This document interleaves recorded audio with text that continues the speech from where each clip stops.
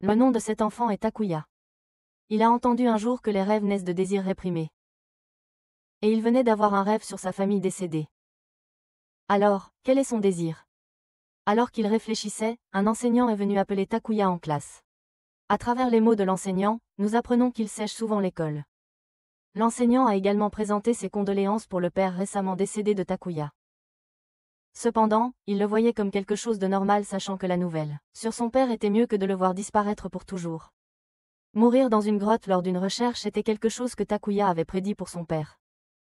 En plus d'appeler Takuya en classe, le professeur avait une autre faveur à demander. Un nouvel élève transféré venait d'arriver à l'école. Et la tâche de Takuya était de surveiller cet élève. Il trouvait cela très ennuyeux et une perte de temps, mais le professeur a dit que c'était une belle fille fraîche. Comme la directrice Léache. Takuya a immédiatement changé d'avis et a accepté. À ce moment-là, une annonce dans le système de haut-parleur a appelé Takuya à rencontrer quelqu'un dans la salle de recherche historique, et là. Personne au haut-parleur a même appelé Takuya monsieur. En chemin, Takuya a rencontré un garçon nommé Yuki, qui essayait continuellement de persuader Takuya de revenir dans l'équipe de kendo. Takuya a refusé parce qu'il pratiquait cette discipline pour son père. Et maintenant que son père était 6 pieds sous terre, il a arrêté. Au contraire, Yuki a rejoint de nombreux clubs, en particulier le club de recherche historique. Dans la salle de recherche, ils ont rencontré Mio. Dès qu'ils se sont rencontrés, Takuya et Mio ont commencé à se moquer l'un de l'autre. Trouvant l'argument avec Takuya trop épuisant, Mio a entraîné Yuki avec elle. Laissant Takuya entrer dans la pièce et chercher la personne qui voulait le rencontrer. Après avoir attendu un moment, quelqu'un est arrivé. Étonnamment, c'était Ayumi, la belle-mère de Takuya. Il s'est avéré que l'annonce l'appelait elle, et non Takuya. Ils ont appelé sa belle-mère parce que le projet de construction géotechnique avait des problèmes en raison d'événements étranges qui se produisaient continuellement. Elle se rendrait probablement à la plage après la réunion pour inspecter. La personne qui a appelé la mère de Takuya à la réunion était Monsieur Ruzoji. Il a dit à Takuya qu'il n'était pas nécessaire de partir car il avait quelque chose à discuter concernant son père. Monsieur Ruzoji avait travaillé pendant de nombreuses années avec le père de Takuya sur le projet de recherche. Et il a exprimé le désir de continuer le travail de son père. Il le voyait comme un moyen d'honorer le défunt. S'ils étaient tous les deux d'accord, il espérait que la belle-mère de Takuya pourrait envoyer les notes de recherche du père de Takuya chez lui. Il a également demandé si le père de Takuya leur avait confié quelque chose de spécial. Tous deux ont répondu qu'ils n'avaient rien reçu. Lorsque Takuya a demandé ce que c'était, il a été révélé que c'était un artefact. Après la réunion, Takuya a rencontré Mademoiselle Mitsuki. Les deux étaient assez proches et n'utilisaient pas de langage honorifique.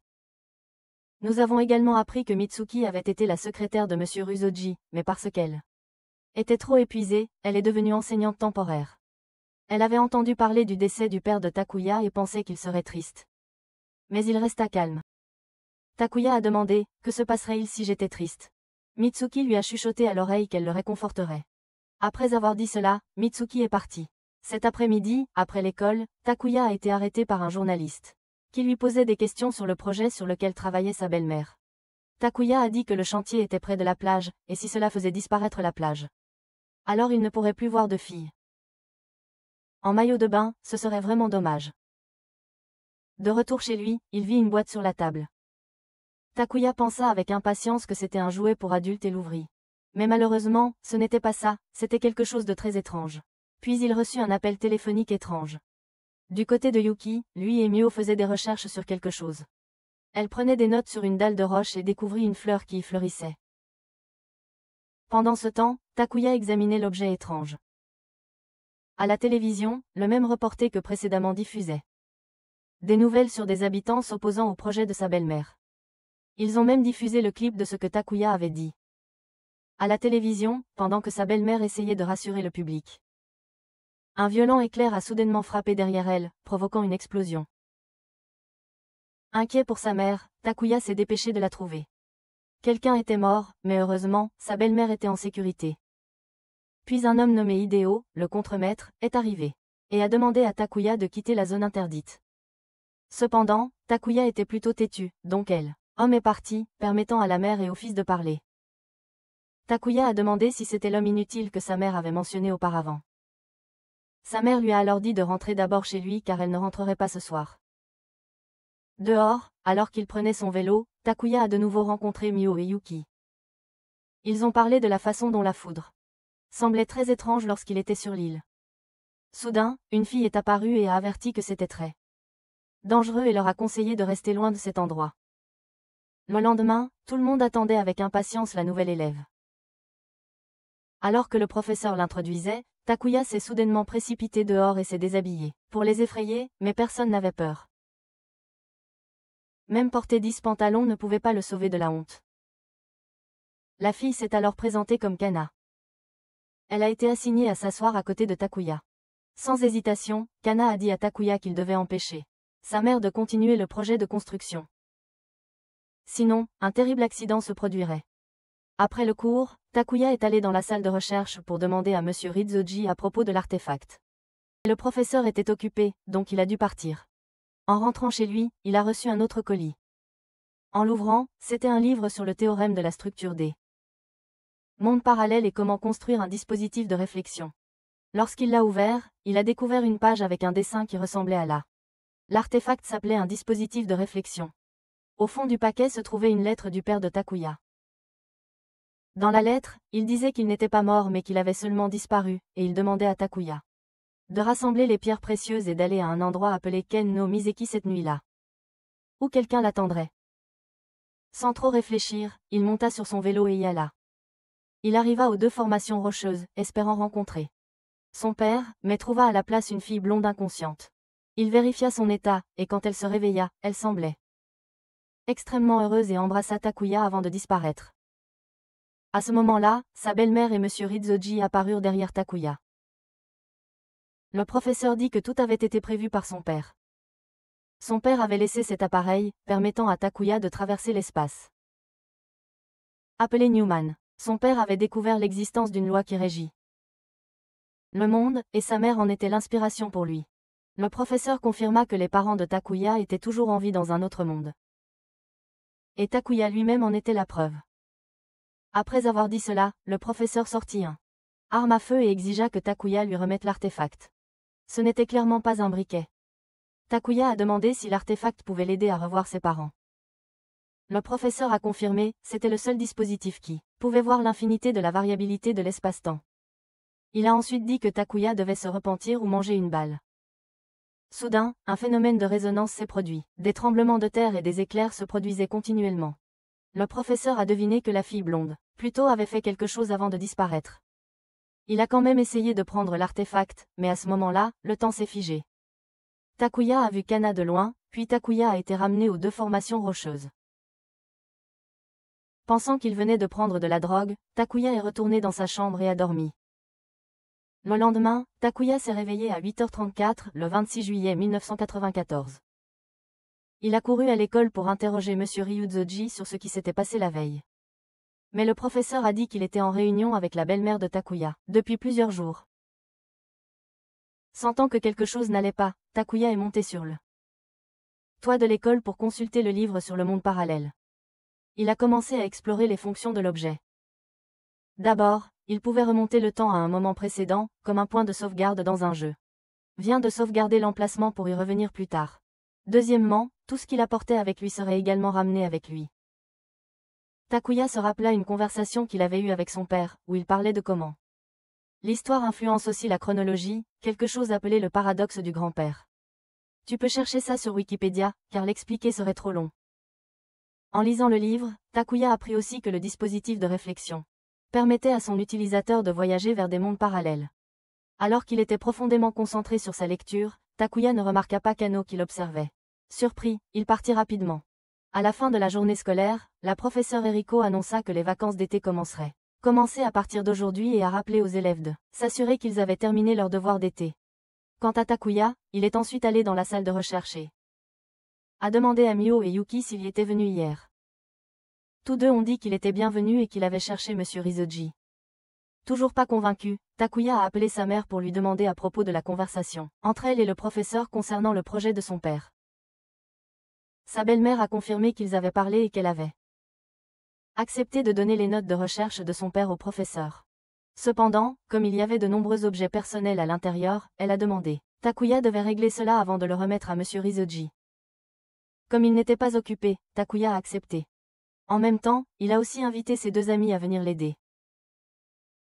Sur le chemin du retour, ils ont parlé des étranges incidents qui se produisent en ville. En arrivant chez Takuya, tous les trois sont entrés dans la chambre de son père pour commencer à s'organiser. En faisant cela, Takuya a trouvé un cabinet verrouillé. Mio a alors découvert que le père de Takuya avait toujours poursuivi la théorie du cycle de 400 ans.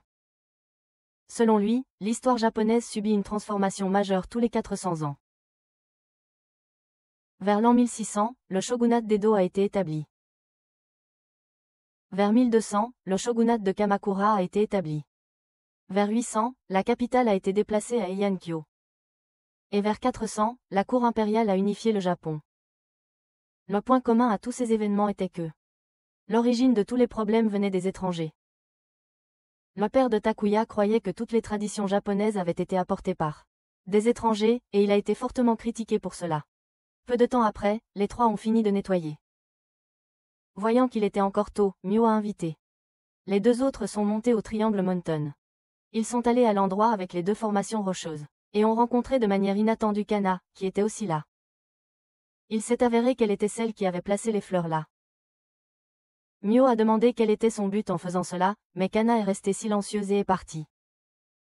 Mio a ensuite continué à prendre des notes sur les écrits sur la roche. Les deux pierres étaient là depuis 8000 ans.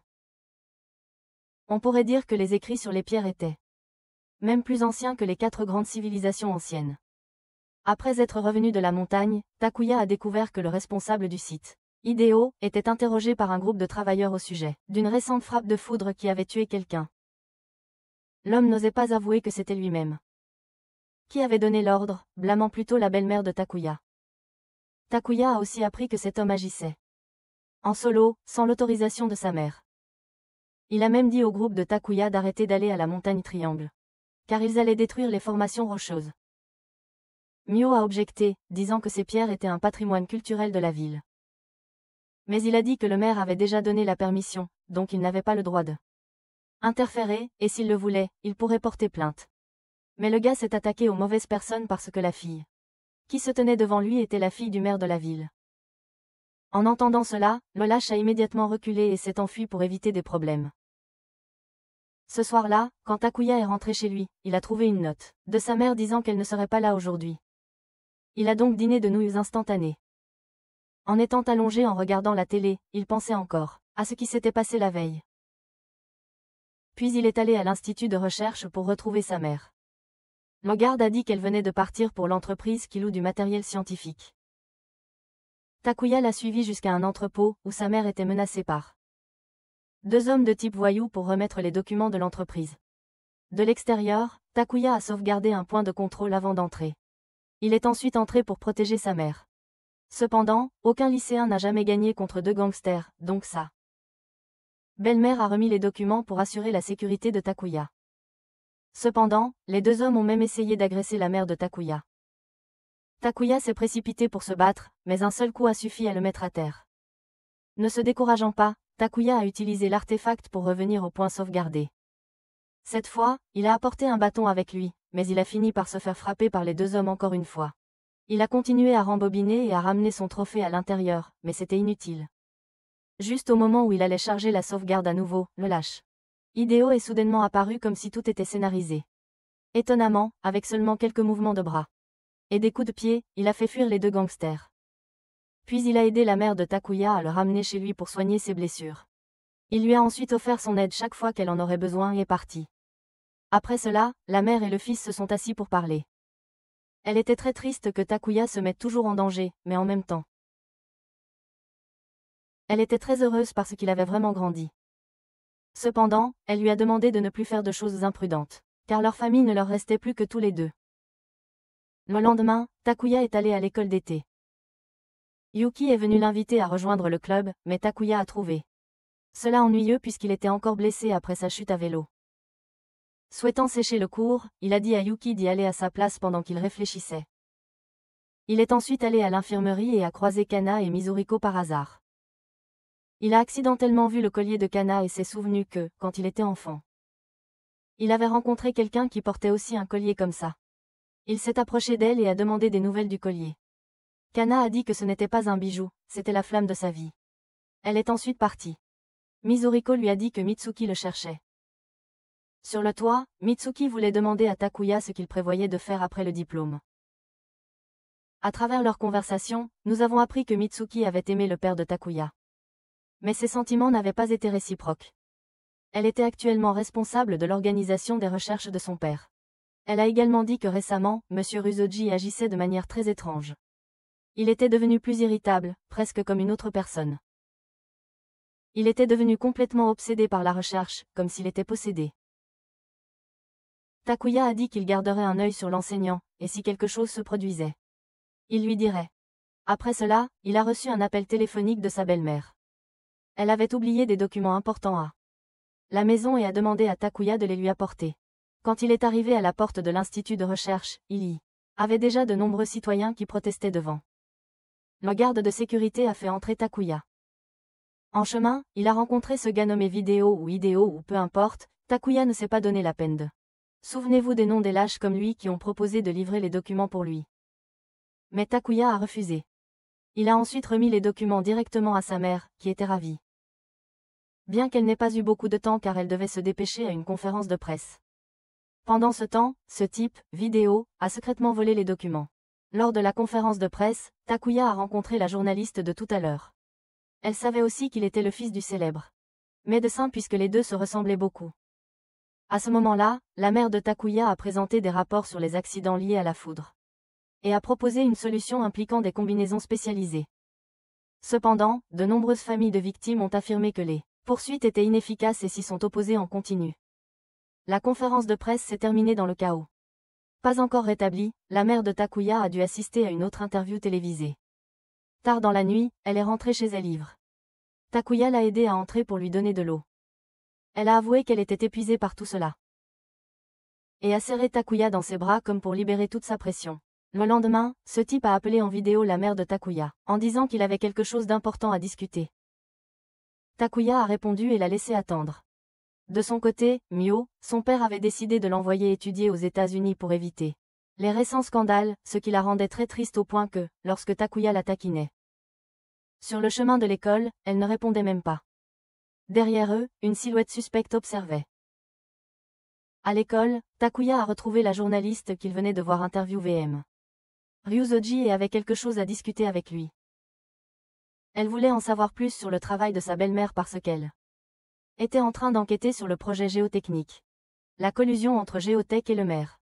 Elle a demandé si Mio, la fille du maire, savait quelque chose à ce sujet. Takuya n'allait pas trahir son ami, mais le reporter a dit qu'il n'y avait pas besoin de trahir qui que ce soit, le coupable était le maire.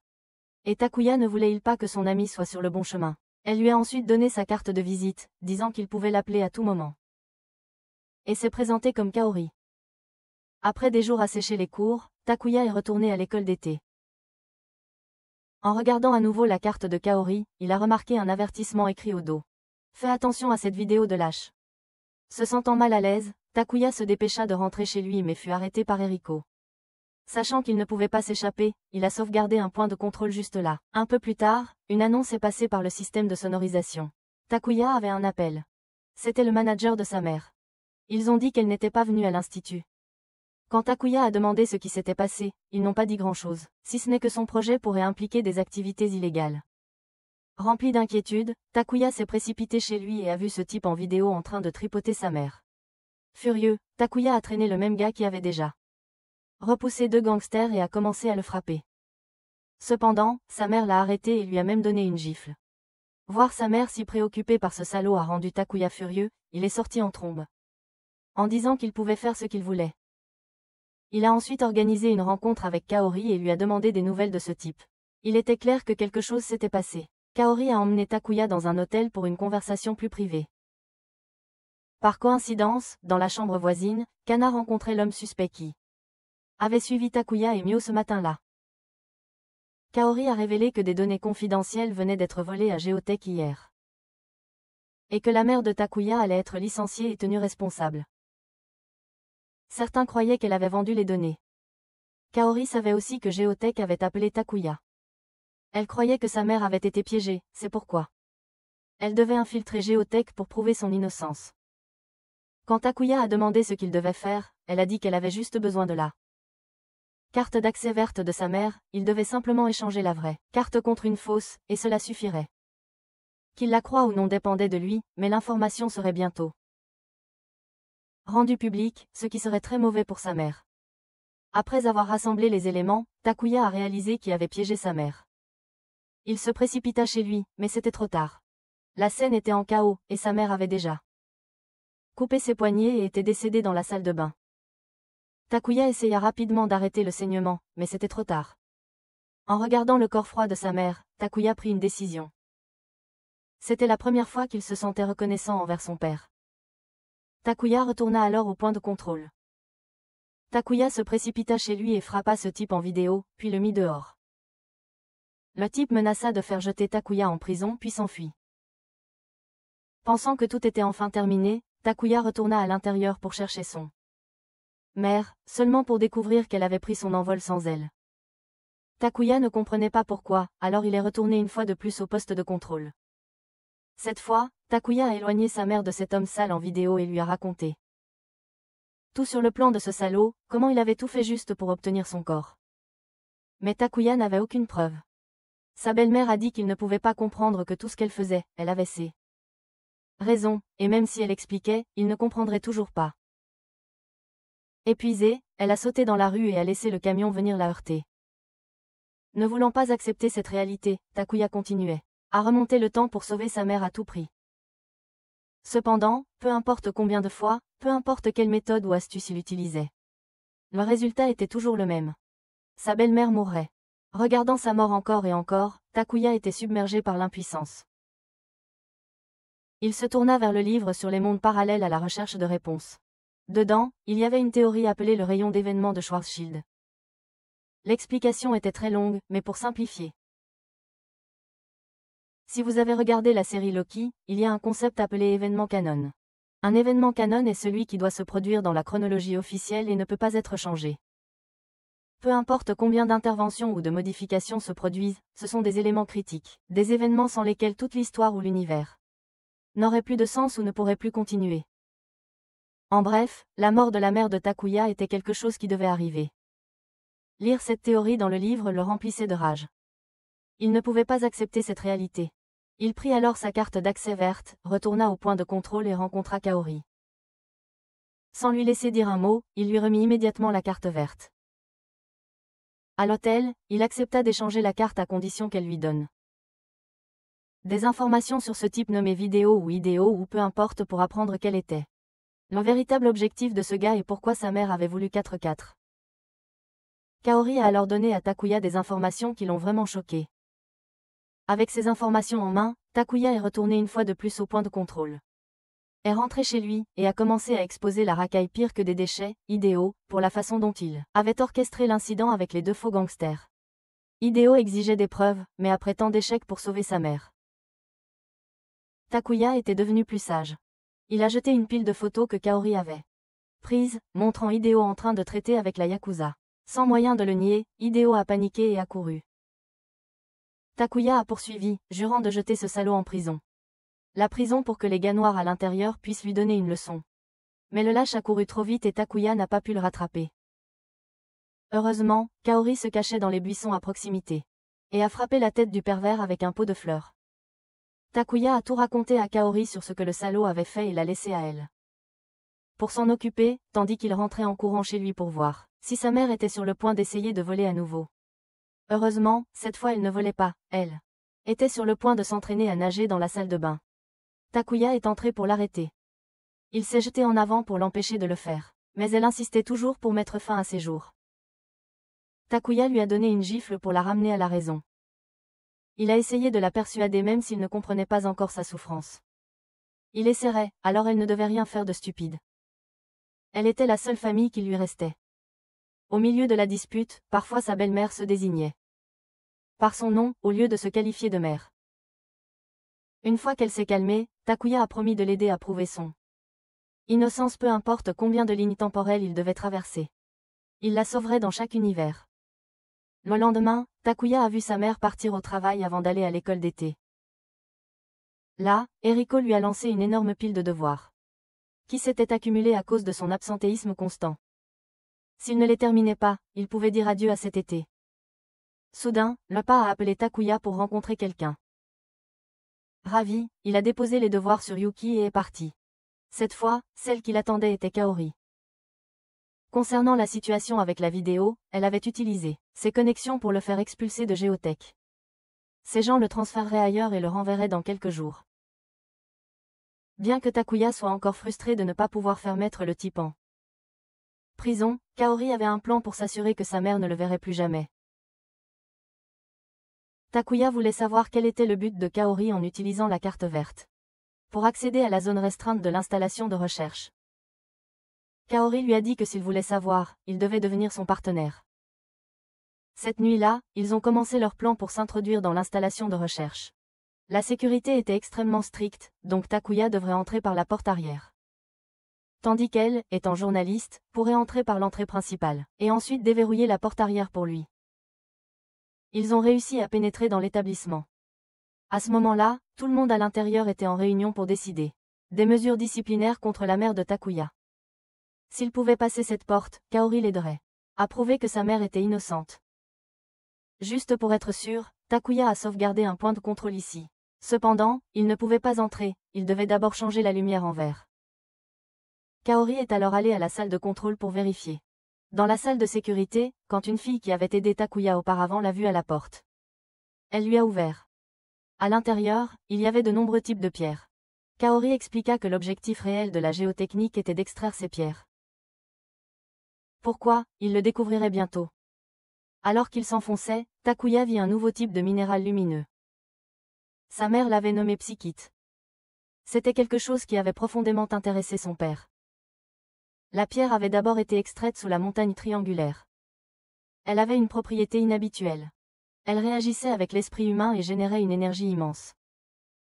Certaines personnes la considéraient même comme un minéral vivant. Cependant, il avait une faiblesse, les pierres à l'extérieur avaient des liaisons moléculaires très faibles. Juste en étant exposées à l'air, leurs propriétés changeraient. C'est pourquoi la pierre devait être cristallisée ainsi. La pierre de psychite était le seul échantillon. Et c'était aussi ce que sa belle-mère recherchait, sa cristallisation. Le véritable objectif de la vidéo était de faire accuser sa mère de fuite, de données confidentielles tout en profitant de l'occasion pour voler la pierre. Maintenant, leur plan était de faire croire que la pierre avait été volée et de faire porter le chapeau à cet imbécile à la place. Pour le bien de sa mère, Takuya détruisit résolument la chambre de confinement. Les alarmes ont commencé à retentir, et Takuya a pensé qu'ils avaient réussi quand soudain. Kaori a révélé son vrai visage et l'a attaqué. Une vidéo est apparue, il s'est avéré qu'ils avaient tous les deux travaillé ensemble depuis le début. Manigançant pour rejeter toute la faute sur Takuya. Mais surprise, l'intuition de Takuya n'avait jamais eu tort. Il a immédiatement sauté en arrière au point de contrôle. Cependant, même après avoir sauté en arrière, il n'avait toujours pas compris comment gérer les deux. Cette fois, il a suivi le même plan que précédemment, se laissant délibérément frapper. Afin de pouvoir demander pourquoi il le ciblait, lui et sa mère. Naturellement, c'était parce que sa mère était déjà embourbée dans le scandale, et maintenant avec un fils accusé de vol, elle serait finie. Kaori était une espionne capitaliste, elle extorquait des entreprises pour du profit et les exposait dans les médias, et son employeur s'est avéré être quelqu'un de l'école de Takuya. Après avoir dit tout cela, les deux sont rapidement partis avant que les choses ne s'aggravent. Cependant, Takuya leur a dit qu'ils étaient trop naïfs. En parlant, il a levé un salut mais en fait, c'était une radio qu'il avait volée à un gardien qui s'était endormi, et devinez quoi? Tout ce qu'ils avaient avoué a été transmis et enregistré. Les deux ont rapidement été arrêtés. Grâce à Takuya, sa mère a pu continuer ses recherches. C'était le père de Takuya qui lui avait demandé d'étudier comment cristalliser le psychite. Son éclat disparaissait au contact de l'air. Son père avait été profondément attaché à la pierre et avait beaucoup écrit à son sujet dans son journal. Après l'avoir examiné, sa mère a confirmé que le père de Takuya aimait encore profondément sa mère biologique. C'est pourquoi il avait étudié la pierre. Soudain, Takuya a commencé à ressentir des interférences. Sa belle-mère n'était pas surprise et a dit qu'il était peut-être temps pour Takuya de partir. Dans le carnet de son père, il était fait mention de mondes parallèles. Elle ne savait pas de quel monde il venait, mais elle espérait que Takuya retournerait là où il appartenait vraiment. Et tout à coup, Takuya a disparu. Il a rencontré son père, qui lui a dit que le karma est absolu, que c'était la correction du chaos. Il semblait qu'il n'avait pas été accepté pour rester là, et il serait renvoyé au point de départ pour tout recommencer avec quelques changements. Pourquoi savait-il cela? Parce qu'il résidait à côté de l'arbre Vrinda, qui gouvernait tous les événements du passé, présent et futur. Pour finir, il a dit que le karma gouverne toute chose dans la vie, et si Takuya voulait en découvrir les secrets, il devait explorer l'histoire. Le temps a rewindé jusqu'au moment où Takuya avait une arme pointée sur lui par M. Ryuzaoji et a été transporté ailleurs. Il est rentré chez lui et a dormi toute la nuit. Il s'est réveillé à 8h39 le 26 juillet 1994, 5 minutes avant la première fois. C'était le début des vacances d'été. Takuya est allé à l'école pour s'enregistrer, où M. Ryuzaoji parlait encore d'une réunion de nuit. Takuya est passé par l'infirmerie pour chercher Miss Eriko, mais il n'y avait que Kana. Comme prévu, le collier que portait Kana lui semblait très familier. Ensuite, Kana est partie la première, et en attendant Miss Eriko, Takuya a trouvé ses vêtements là-bas. Juste au moment où il les ramassait pour les examiner, Mio est entré et l'a immédiatement traité de pervers. Takuya a remis les vêtements d'Eriko à Mio et est parti. Cette fois, il a rencontré Mitsuki, qui l'a emmené sur le toit et a encore parlé de comment Monsieur Ryuzaoji était passé d'une personne qui détestait fumer à quelqu'un qui était maintenant accro. Même la mère du professeur lui avait dit que son fils avait changé. Takuya a également mentionné que le professeur avait rencontré des étrangers, d'abord là. Reporté Kaori, et un autre était le détective qu'il avait engagé. Takuya se souvenait aussi que dans une conversation entre sa mère et le professeur, celui-ci avait mentionné la malédiction de la troisième victime. Takuya a dit qu'il passerait chez le professeur plus tard pour livrer des documents de recherche et qu'il regarderait autour de lui pour voir s'il y avait quelque chose de suspect et qu'il ferait un rapport à Mitsuki. Ensuite, Takuya et Yuki ont utilisé toutes leurs connaissances pour finir leur devoir. Une fois terminé, ils se sont préparés à se rendre chez le professeur. Mio voulait aussi venir. Takuya a aussi invité Kana, mais elle a décliné parce qu'elle sentait quelque chose qui n'était pas humain venant de M. Ruo. En chemin, ils réalisèrent qu'ils étaient observés. À leur arrivée à la résidence du professeur, une vieille femme est sortie pour les accueillir. Yuki ressentit une atmosphère sinistre à l'intérieur. Il remarqua un vieux grenier, et selon la vieille femme, le manoir avait été construit il y a 400 ans et rénové depuis, mais il avait toujours l'air délabré. Comme si le grenier était revenu du passé. Ils apprirent plus tard que la vieille femme était la mère du professeur. Avant qu'il n'entre, elle les a avertis que son fils, Monsieur Ruo, n'était plus son fils, il avait changé. Puis ils ont rencontré Monsieur Ruo. L'endroit était grand, mais étrangement vide à cause du manque de meubles. Le professeur a dit qu'il avait jeté tout ce qui n'était pas lié à la recherche. Il leur a ensuite montré une tapisserie de 4 ziyouls représentant des gens brûlés par la lumière du soleil, avec un bâtiment en arrière-plan, qui ressemblait à des églises de style européen. Cela soutenait davantage l'hypothèse du père de Takuya. En vérité, le professeur a dit qu'il ne l'aimait pas beaucoup, mais le père de Takuya avait été fasciné par cela, il l'a gardé parce que son père avait une intuition extraordinaire. Mio et Yuki sont restés pour dessiner la tapisserie, tandis que Takuya est sorti pour parler en privé avec le professeur. Takuya a demandé quel genre de recherche son père et le professeur avaient mené. Le professeur a dit que cela avait été un long voyage. Kodai, le père de Takuya, et lui étaient d'anciens camarades qui avaient le même objectif. Uncover les éléments cachés de l'histoire qui n'avaient jamais été écrits dans les livres. Au fil du temps, Kodai avait été expulsé de la communauté académique. Le professeur était toujours impressionné par la théorie du cycle de 400 ans de Kodai. Il a invité Kodai dans son institut de recherche. Et Kodai a choisi la montagne du Triangle comme lieu d'étude du cycle de 400 ans. De la théorie et d'un peuple ancien appelé les Takenomahara. Puis Kodai a rencontré la physicienne Eureka. Ils ont eu des débats passionnés. Eureka a poursuivi une théorie unifiée basée sur la mécanique quantique. Le professeur s'est concentré sur la nature humaine, et Kodai a choisi l'immortalité comme sujet d'étude. Le rôle des chercheurs, disait le professeur, est d'hypothétiser sur des phénomènes inexplicables, puis de prouver ces hypothèses. Pour revenir au sujet que Takuya a abordé, lorsqu'ils travaillaient ensemble. Les notes de recherche du professeur Eureka mentionnaient une femme aveugle vivant recluse près de Ken no Misaki. Elle avait des cheveux dorés et une peau blanche comme neige. Son nom était Keisha, qui a ensuite été changé en Keiko, en d'autres termes. Elle était la mère de Takuya. À travers ses recherches, Kode s'est rapproché d'eux. Keiko et Takuya étaient le fruit de leur union. Bien qu'elle fût aveugle, elle soutenait grandement les recherches de Kode. Quand il était petit et avait souvent de la fièvre, elle s'occupait toujours de lui. Puis l'enseignant demanda à Takuya si son père lui avait confié quelque chose. Soudain, les yeux du professeur brillèrent, stupéfiant Takuya. Le professeur croyait que Takuya avait reçu quelque chose et exigea qu'il le remette. Alors que Takuya était sur le point de perdre connaissance, il utilisa désespérément son appareil. Et heureusement, Miyo et Yuki entrèrent juste à temps, ce qui fit arrêter le professeur. Les trois d'entre eux partirent ensuite. Plus tard, ils rencontrèrent à nouveau la mère du professeur.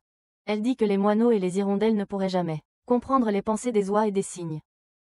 Elle demanda aux trois de réfléchir à cette déclaration. Cette nuit-là, Miyo essaya en fait de se pencher sur ce que la mère de Monsieur Ryu avait dit. Mais n'a rien trouvé. Elle soupira et se remémora le moment où elle avait surpris Takuya et Mitsuki en train de faire l'amour. Soudain, un livre sur la table tomba, et à sa grande surprise, Miyo découvrit que l'incident de la foudre chez Ken, Nomiziki ressemblait beaucoup à l'église. Représentée sur la tapisserie chez le professeur. Elle voulait en parler à Takuya, mais le lendemain, son père lui annonça qu'elle étudierait à l'étranger aux États-Unis pour éviter les scandales récents. Et qu'elle partirait dès la semaine prochaine. Pendant ce temps, Takuya rencontra à nouveau Mizuriko sur le chemin de l'école, sa tête encore résonnante du double mouvement d'hypnose de Monsieur Ryu.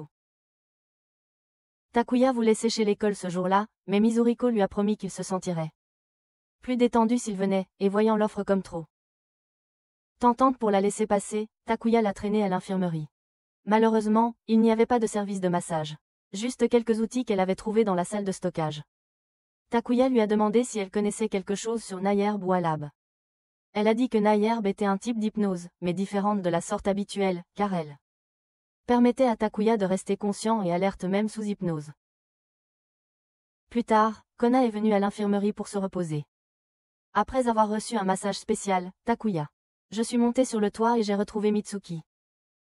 Il se souvenait qu'elle aussi avait des maux de tête comme lui. Alors elle avait peut-être été hypnotisée par Monsieur Ryu. Il lui a demandé si ça allait, et elle a dit que oui. Dans leur conversation, on a appris que Takuya avait couché avec Mitsuki. Et après qu'ils aient été découverts, Mio a commencé à le détester. En tout cas, Takuya a dit que si Monsieur Ryu faisait quelque chose d'étrange, il le lui rapporterait. Juste au moment où Takuya revenait en classe, Mio lui a dit, à lui et à Yuki, à propos des similarités entre les deux montagnes et l'église sur la tapisserie dans le bureau de M. La maison de Ryu. Elle a dit qu'ils retournaient tous les trois à Triangle Mountain pour enquêter.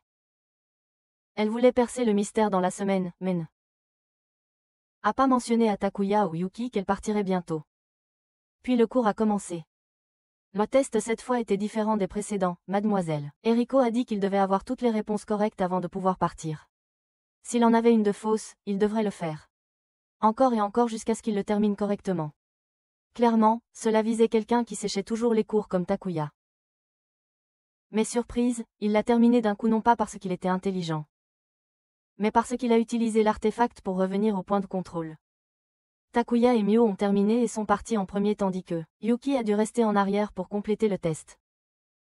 Tous les deux sont allés chez Mio pour rassembler des informations. Mio a sorti un livre écrit par le père de Takuya. Héritage, présentant le peuple Takenomahara. Cependant, le livre ne mentionnait pas l'emplacement spécifique de la tribu. En lisant attentivement, il y avait un indice pointant vers la montagne Triangle. Les inscriptions sur les deux pierres là-bas avaient 8000 ans. Et Mio devina qu'ils avaient été écrits par les Takenomahara. En résumé, elle était certaine qu'il y avait quelque chose au Triangle Mountain. Alors qu'elle se préparait à sortir, son père est soudainement venu vérifier. Takuya, pressé, appela Mio et la vit accidentellement nue. Son cri agita son père à l'extérieur, qui entendit aussi la voix d'un garçon. Le père de Mio courut alors chercher son arme. À l'intérieur, elle cria à Takuya de courir avant que son père ne lui fasse un sandwich en plomb. À ce moment-là, son père avait déjà chargé l'arme, mais heureusement, la sonnette retentit, le forçant à descendre. Takuya profita de l'occasion pour s'échapper. Le visiteur était Yuki. Dès qu'il ouvrit la porte, le père de Mio pointa son arme sur sa tête pour le chasser. Après cela, Takuya et Mio montèrent au mont Triangle et trouvèrent les deux pierres. Elle croyait que si la montagne était vraiment l'église de la tapisserie, il devait y avoir une entrée quelque part, alors les deux se séparèrent pour chercher. Plus tard, Mio trouva une zone qui semblait différente du reste, et juste au moment où elle essayait de creuser plus profondément, elle tomba et se foulait la cheville. Takuya lui dit de ne pas en faire trop et la porta. Il amena Mio à l'infirmerie de l'école pour des premiers secours, et ensuite elle lui dit que le père était impliqué dans un scandale de corruption lié aux géotechniques du projet de construction et qu'elle quitterait Sakamachi. Juste au moment culminant de leur conversation, Mitsuki est entré, et un drame de triangle amoureux a commencé. Mitsuki et Mio ont commencé à se disputer. Mitsuki savait même que Mio était amoureuse de Takuya.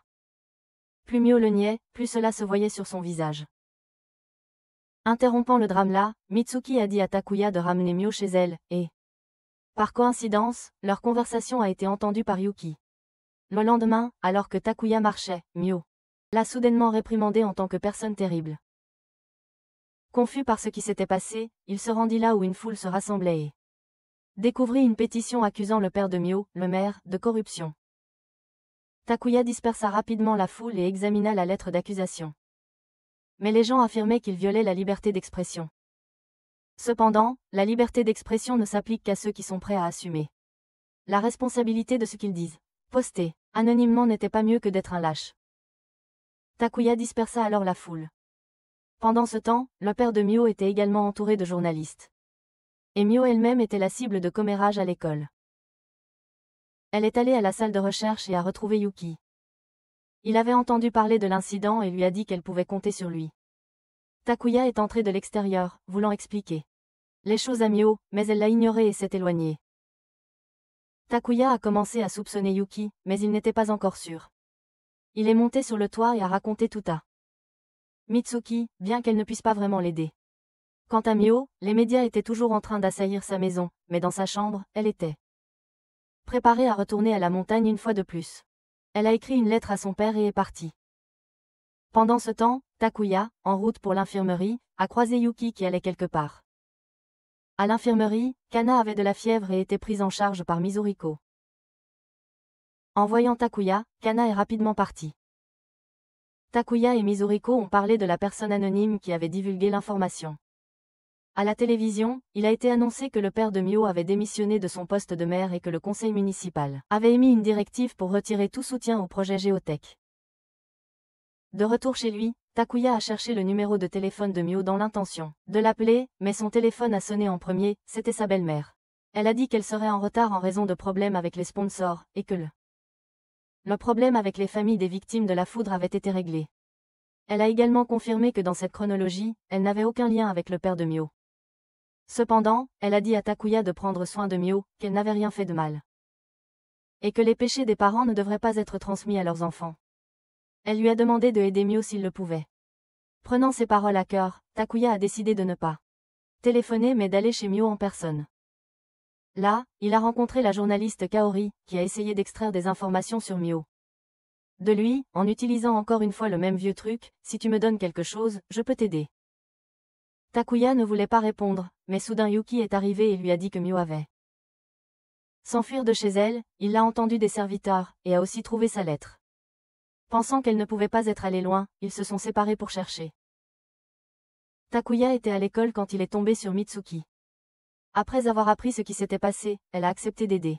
Juste après le départ de Takuya, Mitsuki a ressenti un autre mal de tête mais s'est rapidement rétabli, et est aussi parti à la recherche de Mio. En cherchant sur la plage, Takuya est tombé sur Kana et lui a demandé des nouvelles de Mio. Elle lui a dit que Mio était quelque part dans la dangereuse montagne triangulaire. Takuya s'est précipité pour informer Yuki et Mitsuki. Et ils ont rapidement fait leur bagage et sont partis là-bas. Ils trouvèrent bien une grotte que Mio avait creusée à côté des deux dalles de pierre.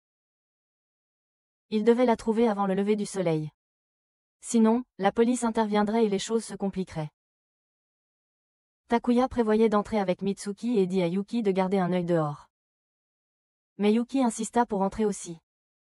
Après un peu de discussion, il admit finalement que c'était lui qui avait signalé le père de Mio. Il regrettait profondément ce qu'il avait fait et avait besoin de voir Mio pour s'excuser. Il l'aimait beaucoup et avait agi par jalousie.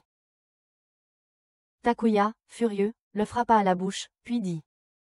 Yuki devait s'excuser auprès de Mio quand ils l'ont trouvé. Takuya et Yuki allaient entrer, et Mitsuki allait contacter la police s'ils n'étaient pas sortis d'ici le matin. Avant d'entrer, Takuya a sauvegardé un point de contrôle, puis ils sont entrés. Étonnamment, Mio seul avait réussi à creuser un tunnel aussi massif. Takuya a même découvert une veine d'eau souterraine. En s'enfonçant plus profondément, ils ont trouvé une porte, et après avoir joué avec un moment, ils ont réussi à l'ouvrir. À l'intérieur, ils ont trouvé une vaste zone avec même un squelette, regardant attentivement autour. Yuki avait l'impression que tout cela lui était très familier, c'était la base souterraine du dieu démon. Yeli, un leader puissant d'une organisation maléfique qui a autrefois réduit des innocents en esclavage et les a forcés au travail. Cela semblait ridicule, mais il ne pouvait pas exclure cette possibilité. La zone contenait des os et des pioches. Ce qui suggère qu'elle était autrefois à la fois une prison et une mine. Les motifs restants des vêtements étaient également très anciens. En poursuivant, ils ont trouvé un trou dans le mur, révélant un passage secret. À l'intérieur, il y avait aussi des cadavres, apparemment des prisonniers, avec des inscriptions. À côté des squelettes, similaires à ceux des 2 plaques de pierre. À proximité se trouvait le sac à dos de Mio, peut-être qu'elle avait. Il s'est arrêté ici pour écrire quelque chose, puis il s'est perdu. Inquiet, Yuki a paniqué et s'est précipité plus profondément à l'intérieur, pour tomber dans un piège. Takuya l'a poursuivi et est descendu, seulement pour trouver Yuki grièvement blessé par le piège. Même dans cet état, Yuki a dit à Takuya de trouver Mio et de s'excuser en son nom. Takuya a tenté de lui porter secours, mais il était trop tard, Yuki est mort comme ça. Ne pouvant pas laisser son ami mourir ainsi, Takuya est retourné au point de contrôle. Cette fois, il a laissé Yuki dehors, quelqu'un d'aussi inutile ne ferait que gêner. Puis lui et Mitsuki sont entrés. Cette fois, Takuya l'a conduite jusqu'à l'endroit où se trouvait le sac à dos de Mio. Dès qu'il l'a ramassé, un petit tremblement s'est produit et tous deux sont tombés dans un trou. Heureusement, aucun d'eux n'a été blessé. En éclairant autour d'eux avec leur lampe de poche, ils ont trouvé un autre squelette qui semblait plus récent que les autres. À côté se trouvait un journal, étonnamment, il appartenait à Dr. Yurika, qui avait autrefois mené des recherches avec le père de Takuya. À l'intérieur se trouvaient des notes incompréhensibles sur la peur et des visions imminentes qui pesaient sur Yurika. La clé pour déverrouiller le plus grand mystère de l'histoire se trouvait dans la montagne Triangle. Ces ruines existaient depuis des millénaires. Yurika regrettait de ne pas avoir amené toute l'équipe. Ces ruines étaient différentes de toute civilisation connue dans l'histoire. Elle croyait que c'était le résultat d'une intersection entre 2 dimensions au-delà de la frontière de la réalité. Selon la théorie du père de Takuya, de telles superpositions dimensionnelles se produisaient une fois tous les 400 ans. Par exemple, le peuple Takenomahara venait d'une chronologie différente et avait une fois s'imbriqué avec le Japon, apportant une nouvelle culture. Yurika avait étudié les champs électromagnétiques et la gravité autour de la ville de Sakamachi, concluant qu'une telle superposition s'était effectivement produite dans le passé. Elle n'avait pas encore découvert la cause, mais avait plutôt trouvé sa propre mort avant la réponse. Elle s'était poussée à la limite, mais sa passion pour comprendre brûlait encore en elle.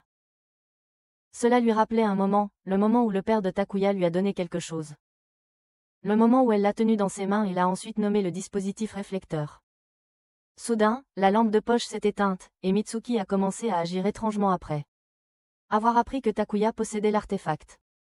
Comme hypnotisée, elle a sorti le pistolet du professeur Ryu, et a menacé Takuya de le lui remettre.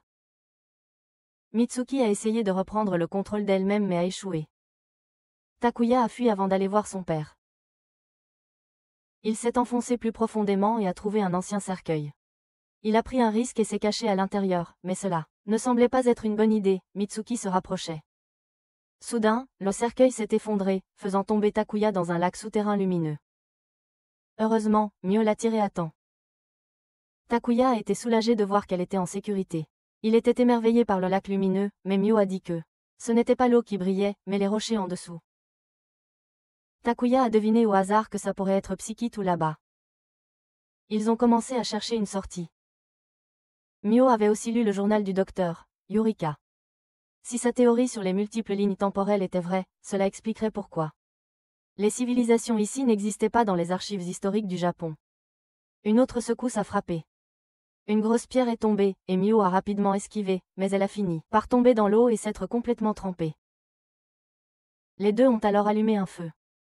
Takuya voulait que Mio se repose pendant qu'il cherchait la sortie, mais elle lui a demandé rester avec elle, elle ne voulait pas être seule. Ils ont parlé de tout ce qui s'était passé. Takuya a admis qu'il était celui qui avait signalé son père, mais Mio savait déjà que c'était Yuki. Il n'y avait aucun intérêt à le blâmer maintenant. Mio a alors demandé à Takuya de l'embrasser parce qu'elle voulait que ce soit son plus beau souvenir avant de mourir. Takuya l'a embrassée sur le front et a promis qu'ils sortiraient ensemble. Il l'a nourrie et l'a laissée se reposer. Alors qu'il était assis là, il se demandait s'il devait remonter le temps, mais encore une fois. Il ne connaissait pas le chemin et ne pouvait pas être sûr de retrouver Mio. Takuya décida de se reposer un peu avant de réfléchir à ce qu'il devait faire ensuite. À ce moment-là, quelqu'un appela son nom. Il ouvrit les yeux et vit sa mère, qui lui dit d'aider la personne qu'il aimait avant qu'elle ne disparaisse. En se réveillant après la visite de rêve de sa mère, Takuya réveilla Mio et lui en parla. Puis tous les deux se dirigèrent vers la cascade où sa mère s'était tenue au milieu du lac. Lorsqu'il éclaira avec sa lampe de poche, quelque chose à l'intérieur scintilla et réfléchit la lumière. Takuya est entré pour vérifier et a découvert un bijou. À ce moment-là, il a décidé de dire la vérité à Mio. Si elle avait lu le carnet du docteur Yurika, alors elle saurait pour le dispositif réflecteur. Et Takuya a révélé qu'il le tenait actuellement. Mio était surprise et profondément attristée car si Takuya l'utilisait pour revenir au point de contrôle, le baiser qu'il venait de partager ne se serait jamais produit. Takuya l'a rassurée et a promis de la sortir de là, car il y avait un chemin derrière la cascade. Dehors, Yuki était toujours inquiet pour tout le monde. Juste au moment où il s'apprêtait à appeler la police, Kana est apparu. Après avoir entendu l'histoire de Yuki, Kana était déçu que personne n'ait écouté ses avertissements. Si eux deux avaient atteint cet endroit, cela aurait signifié la mort certaine. Pendant ce temps, à l'intérieur, Takuya et Mio continuaient à suivre le chemin. Ils ont entendu un bruit et l'ont suivi jusqu'à une pièce en ruine. Sur le sol se trouvait un livre, mais au moment où ils l'ont ramassé, il s'est effondré, peut-être que cet endroit avait vraiment 8000 ans. Takuya a pris négligemment une épée à proximité, au cas où quelque chose de mal arriverait. Ils ont continué à suivre le bruit, qui venait maintenant clairement d'une sorte de machine. Ils ont découvert une porte en pierre, que Takuya a ouverte avec l'épée. À l'intérieur se trouvait une immense machine ancienne s'étendant sur des centaines de mètres. Selon l'estimation de Mio, elle était ici depuis au moins un siècle. Dehors, Kana essayait désespérément d'empêcher la machine de s'activer, prévenant que si cela se produisait, de nombreuses vies seraient perdues. À l'intérieur de la montagne, Takuya et Mio ont rencontré à nouveau Mitsuki.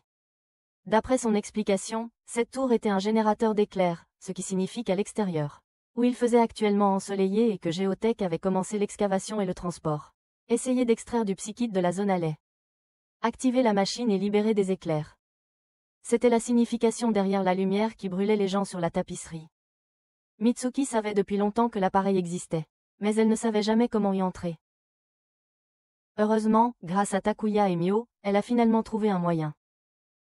Mitsuki a exigé que Takuya lui remette l'objet. La machine a commencé à s'activer, envoyant des éclairs de foudre et provoquant des tremblements de terre dans la grotte. Takuya a essayé de ramener Mitsuki à elle. Après une lutte intérieure, elle a réussi à reprendre le contrôle. Cependant, elle était toujours obligée d'obéir aux ordres du professeur Ryu. Ne voulant pas leur faire de mal à tous les deux, elle prit sa propre vie et fut écrasée par des rochers en chute. Tandis que Takuya était encore sous le choc, Mio l'encouragea à utiliser l'artefact pour revenir au dernier point de sauvegarde. Elle ne voulait pas que Mitsuki meure en marionnette. Elle voulait la sauver. Mais Takuya refusa toujours de revenir tout de suite, il devait d'abord sortir Mio de là. Puis revenir au point de sauvegarde. Il utilisa l'épée pour détruire la machine et tira Mio en arrière. Ils trouvèrent un endroit comme le fond d'un puits et, à leur grande surprise, Kana et Yuki étaient au-dessus, abaissant une corde pour les sauver. Encore plus surprenant, c'était que l'endroit où ils se trouvaient maintenant était le manoir du professeur Ryu. Lorsque Takuya a demandé comment il le savait, Kana a simplement dit que quelqu'un lui avait donné un indice. Yuki s'est ensuite excusé auprès de Mio, admettant ses erreurs, et elle lui a pardonné. À ce moment-là, Takuya est redevenu désorienté. Cette ligne temporelle ne semblait pas non plus l'accepter. Kana était également consciente des corrections chaotiques de la ligne temporelle. Bien que Mitsuki ne puisse pas être sauvé dans cette ligne temporelle, Takuya a promis à Mio qu'il la sauverait dans une autre. Après avoir dit cela, Takuya a de nouveau disparu. Il a ensuite rencontré son père une fois de plus. Takuya exigeait des réponses sur ce qu'était exactement cet appareil, et ce que ce salaud de Ryuzuji cherchait vraiment. Son père lui avait dit d'utiliser son cerveau. Il avait prévu de tout noter sur Ryuzuji, mais en cours de route. Il s'est rendu compte que Ryuzuji n'était peut-être même pas humain, il pourrait être autre chose. Et Takuya finirait par comprendre. Lors de sa 3e apparition dans cette ligne temporelle, après avoir été transporté, Takuya ne rentra pas chez lui pour dormir tout de suite. Au lieu de cela, il se rendit à une cabine téléphonique publique et appela Mitsuki. Confirmant qu'elle était en sécurité, il poussa enfin un soupir de soulagement. Cette fois, il avait décidé que son objectif était de sauver Mitsuki et découvrir le véritable but de Ryuzuji. Le lendemain, le 26 juillet 1994, Takuya appela Yuki, pour lui demander s'il savait quelque chose sur le professeur Ryu. Au cours de leur conversation, Takuya réussit à recueillir quelques informations. Tout d'abord, le vieil homme était extrêmement obsédé par les malédictions, et le moment où il a emménagé dans cette grande maison coïncidait avec les rumeurs d'une malédiction à cet endroit. Takuya était aussi assez réticent à l'idée de le confronter directement, surtout si le vieil homme décidait d'utiliser à nouveau cette astuce d'hypnose. Il se rappela qu'Eriko en savait un peu à ce sujet, alors il alla lui demander. Il est allé à l'infirmerie pour la chercher, mais il n'y avait personne là-bas sauf ses vêtements. Takuya s'est précipité et les a reniflés, ils étaient encore chauds, ce qui signifiait qu'elle venait de les enlever.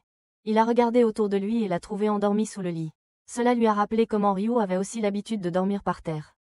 Pendant qu'elle dormait, Eriko continuait à murmurer qu'il faisait chaud et mentionnait le nom d'Able, le suppliant de ne pas la laisser. Inquiet, Takuya l'a appelé pour la réveiller. Eriko l'a pris pour Able et l'a immédiatement étreint. Un peu plus tard, quand elle reprit enfin connaissance, elle cria. Mio et Yuki, entendant le bruit, se précipitèrent et trouvèrent les deux dans un état désordonné. À ce moment-là, même s'il sautait dans le fleuve jaune 10 fois, cela ne laverait pas sa culpabilité. Mio le réprimanda sévèrement, même si Eriko avait expliqué qu'il s'agissait d'un malentendu. Ailleurs, Kaori était censé interviewer Ryu, mais en réalité, il avait besoin qu'elle récupère quelque chose qu'il ferait n'importe quoi pour obtenir. De retour à l'infirmerie, Takuya demanda à Yuki ce qu'il tenait, et Yuki présenta. C'est une compilation de tout ce qui concerne les malédictions. Ça semblait intéressant, alors ils l'ont tous regardé ensemble. Tout au long de la vidéo, il n'y avait rien de particulièrement spécial, mais une chose ressortait. Toutes les malédictions venaient de la maison de Ryu, même si cela n'était pas explicitement mentionné. Cependant, Yuki avait beaucoup plus de cassettes, il prévoyait donc de les regarder progressivement. Pendant qu'il regardait, Mitsuki est venu chercher Takuya, et ils sont montés sur le toit pour parler à nouveau. C'était à propos de la façon dont Monsieur Ryu avait changé. Takuya a demandé à Mitsuki si elle avait des maux de tête chaque fois qu'elle était près de lui. Et elle a confirmé qu'elle l'avait fait. Cela signifiait qu'il y avait une possibilité que Ryu ait utilisé Nairobi sur elle. Takuya a demandé quand Ryu avait commencé à agir étrangement, et a découvert que c'était il y a 2 mois, à la même époque où la malédiction a commencé à se répandre. Mitsuki est ensuite partie parce qu'elle avait quelque chose à faire avec Ryu. Takuya a fait semblant de partir, mais a en réalité suivi tous les deux jusqu'au laboratoire de recherche. Il est entré le premier pour trouver un endroit où se cacher, et, par coïncidence, Eriko se cachait aussi là.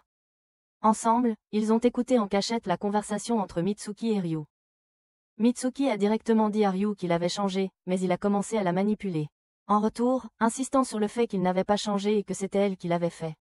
Il continuait à tordre ses pensées puis l'embrassa. Takuya ne voyait pas clairement, alors il essaya de se pencher en avant. Eriko, ayant tout vu, dit à Takuya de oublier Mitsuki car elle allait bientôt disparaître. Après que les deux d'entre eux soient partis, Takuya et Eriko sortirent aussi. Elle lui dit de la retrouver dans un café après l'école puis s'en alla. Cet après-midi-là, après l'école, Takuya tomba sur Kana. Non loin, Ryu et Mitsuki venaient de s'éloigner. Kana dit que Ryu était très rusé et essayait de voler son collier. Après, Takuya est allé au café. En attendant, il a remarqué Ryu et Kaori ensemble dans le journal. Eriko est également apparu déguisé. Ils ont échangé quelques informations, et Eriko a commencé à se méfier de Takuya car il semblait en savoir beaucoup. Comme si tout se répétait. Ils sont ensuite allés vérifier le manoir de Ryu. Eriko s'est précipitée à l'intérieur. La mère de Ryu a dit qu'elle lui donnerait des informations sur lui. La vieille femme avait l'air sénile, mais en vérité, elle faisait semblant pour ne pas être ciblée. Elle avait probablement découvert le secret du principal. Tous les deux se sont rendus dans un vieux débarras et se sont aventurés à l'intérieur. Là, ils ont fait une découverte horrifiante, la mère de Ryu avait été assassinée. En entendant le bruit d'une voiture, ils réalisèrent que le coupable n'était pas loin. Eriko se précipita dehors pour les poursuivre, et soudain, la personne a conduit la voiture droit dans un poteau électrique. Étonnamment, il s'est avéré que c'était Mitsuki. Tous les deux l'ont rapidement ramené à l'école pour des soins. Après lui avoir donné les premiers secours, Eriko est retournée au débarras pour s'occuper du corps. Takuya lui a demandé pourquoi elle enquêtait sur Ryu, mais elle a seulement dit qu'il découvrirait bientôt que cela pourrait être la différence par rapport aux autres mondes parallèles. Un peu plus tard, Mitsuki a repris conscience. Takuya ne lui a pas dit la vérité et a seulement dit qu'elle avait eu un accident de voiture. Cependant, pendant qu'il allait chercher son médicament, elle l'a soudainement attaqué. Il semblait que Mitsuki était toujours sous hypnose. Avant d'être assommé, Takuya a réussi à sauvegarder un point de contrôle. Lorsqu'il a repris conscience, il s'est retrouvé attaché, et devant lui se trouvaient Ryu et Mitsuki. Les choses se sont encore aggravées lorsqu'Eriko a également été attaqué. Grâce à la conversation de Ryu, Takuya a appris que Eriko et Ryu se connaissaient depuis avant. Ryu pensait qu'il serait en sécurité après la mort d'Able, mais qui aurait cru qu'Eriko continuerait à le traquer? Ayant obtenu des informations utiles, Takuya est retourné au point de contrôle précédent. Cette fois, en esquivant, il a aussi essayé de persuader Mitsuki, mais en vain. Heureusement, Eriko a entendu le bruit et est revenu, en maîtrisant Mitsuki et en la mettant hors de combat. Takuya n'a plus caché la vérité et lui a dit qu'il venait d'une autre ligne temporelle. Eriko a répondu que cela confirmait qu'ils étaient sur la bonne voie. Elle a ensuite emmené Takuya dans l'ancien entrepôt. Et lui a dit de détruire un certain mur. Quand il l'a brisé, à l'intérieur se trouvaient des os humains. Takuya ne savait toujours pas à qui ils appartenaient. Eriko lui a dit d'essayer de se souvenir. Dans la chronologie originale, il y avait eu une étrange affaire de meurtre en série dans la ville. Eriko a ajouté que le monstre vu pendant le tumulte autour de la malédiction, c'était le corps d'Able, contenant l'âme du principal Ruzuji. Actuellement, le corps de Ruzuji était possédé par autre chose. Pour des criminels éternels interdimensionnels, il était possible qu'ils soient des entités pures, concepts capables de voyager entre différentes dimensions et d'interférer avec les événements. Takuya avait traversé assez de choses pour croire que c'était vrai. Le but d'Eriko était de traquer Ryu et de le capturer. Takuya a demandé qui elle était vraiment. Elle lui a dit que dans le futur, il y avait un homme nommé Able, un scientifique, qui passait chaque jour à faire des recherches avec son assistant. Ils ont découvert l'arbre Vrinda, un diagramme montrant que tous les événements potentiels pouvaient découler d'une seule cause. Les nœuds sur le diagramme se ramifiaient comme un arbre basé sur un ensemble de règles. Le résultat d'un événement devenait la cause d'un nouveau, menant à un nouveau résultat. Et de cette façon, des mondes parallèles se sont formés. Able a mené une expérience. Il voulait rechercher l'origine de tous les événements. Malgré les avertissements, il a insisté pour y aller. Mais lors de sa recherche, il a été attaqué par un criminel éternel interdimensionnel. Il a pris possession de son corps et a fui vers le monde parallèle où Takuya et Eriko se trouvaient maintenant. Finalement, il est passé du corps d'Able à celui de Ruzuji. Même si le corps d'Able s'était décomposé, son âme errait encore dans l'espace des événements. En entrant dans la maison, Eriko a conduit Takuya à travers un passage secret derrière un tapis. Plus il descendait profondément, plus la résonance de l'artefact devenait forte. Finalement, ils ont trouvé un dispositif qui permettait de voyager entre les dimensions. Il ressemblait à l'artefact que Takuya possédait. D'après son état, il avait été endommagé après son arrivée ici. C'est pourquoi Ryu avait approché Takuya pour lui prendre l'artefact. À ce moment-là, Ryu est aussi apparu. Mais il a tout nié, disant que ce qu'Eriko disait était absurde. Il n'y avait pas besoin de se disputer. Avec le squelette d'Able comme preuve, Eriko avait suffisamment de quoi le condamner. Elle s'est alors préparée pour le combat. Les deux ont commencé à tirer. Eriko a visé droit sur la tête de Ryu, mais il n'est pas mort.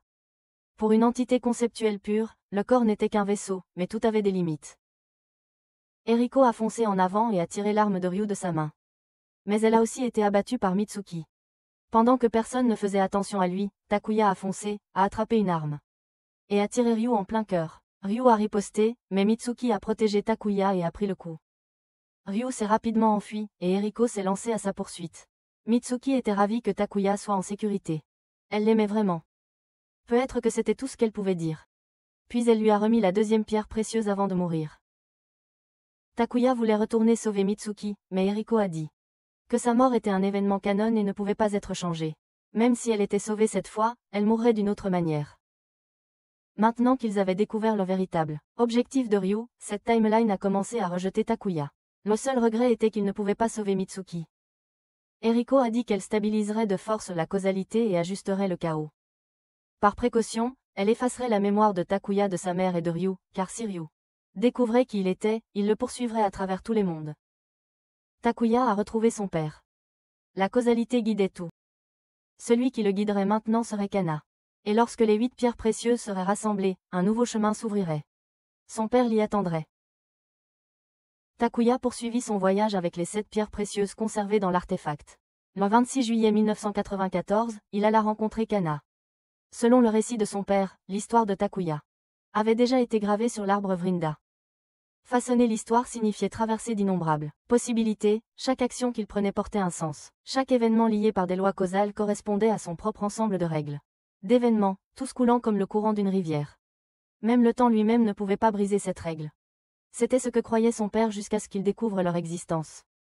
Avec peu de temps restant, il voulait revoir Takuya dès que possible.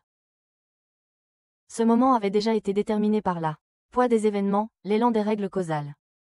Si le mot causalité ne semblait pas assez poétique, il pouvait alors le considérer comme un destin. De retour à l'école, Takuya a commencé à s'approcher de Kana pour faire sa connaissance, car il n'était pas encore proche. Après les cours, il continuait à la suivre, lui demandant ses centres d'intérêt. Comme d'habitude, Kana est allée à l'infirmerie pour trouver Eriko parce qu'elle avait de la fièvre. Encore une fois, mais Eriko n'était pas là, et Kana était extrêmement épuisée. N'ayant pas d'autre option, Takuya l'a d'abord allongée sur le lit. Comme son corps était trempé de sueur, Takuya a dû la déshabiller pour l'essuyer. En faisant cela, il a remarqué un bracelet très familier. Plus tard, lorsque Kana s'est réveillée, Takuya avait déjà terminé. Eriko est également revenue à ce moment-là, et par coïncidence, elle avait quelque chose à discuter avec eux deux. Dans la salle du club de recherche, Mio a demandé à Yuki s'il savait quoi que ce soit sur Kana par curiosité, mais il ne savait pas. Cependant, quelqu'un dans le club de Kendo avait également transféré de l'ancienne école de Kana. Alors Yuki a dit qu'il essaierait de demander à cette personne à son sujet quand il en aurait l'occasion. À ce moment-là, Takuya est également venu dans la salle du club et a même amené Kana pour rejoindre le club de recherche historique.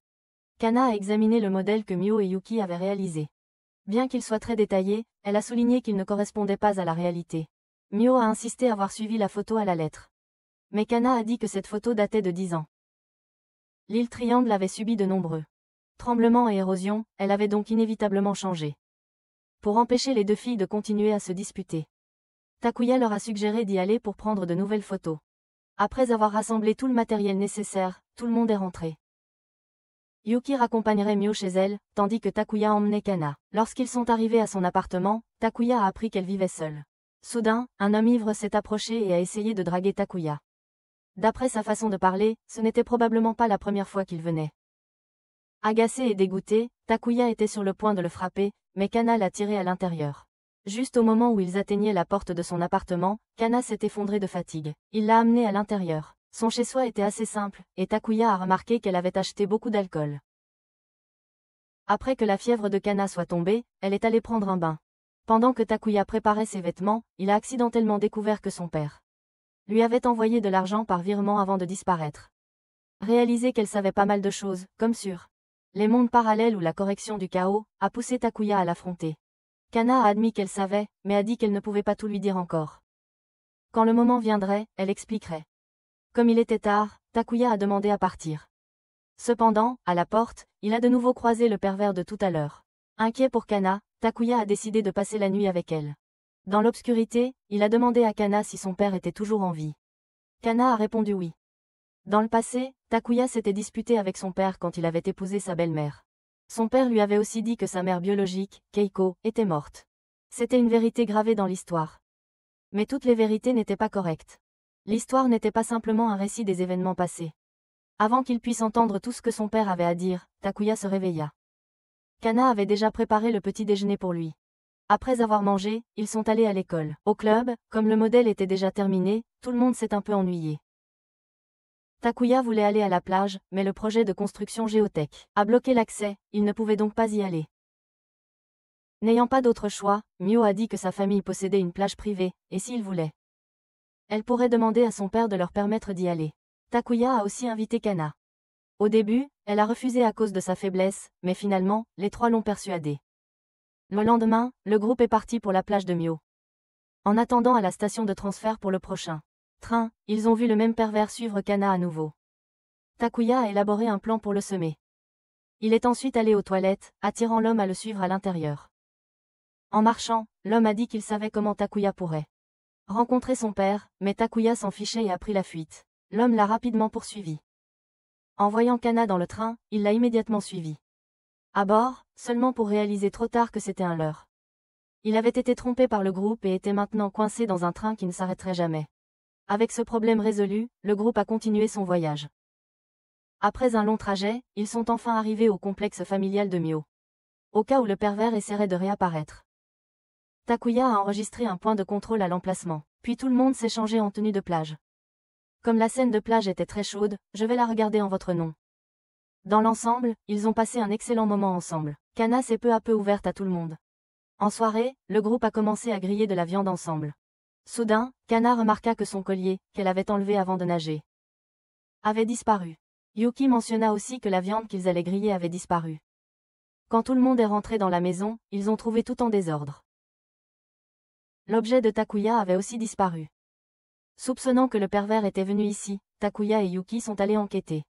Ils ont suivi un bruit jusqu'au sous-sol, mais n'ont trouvé qu'un chien errant.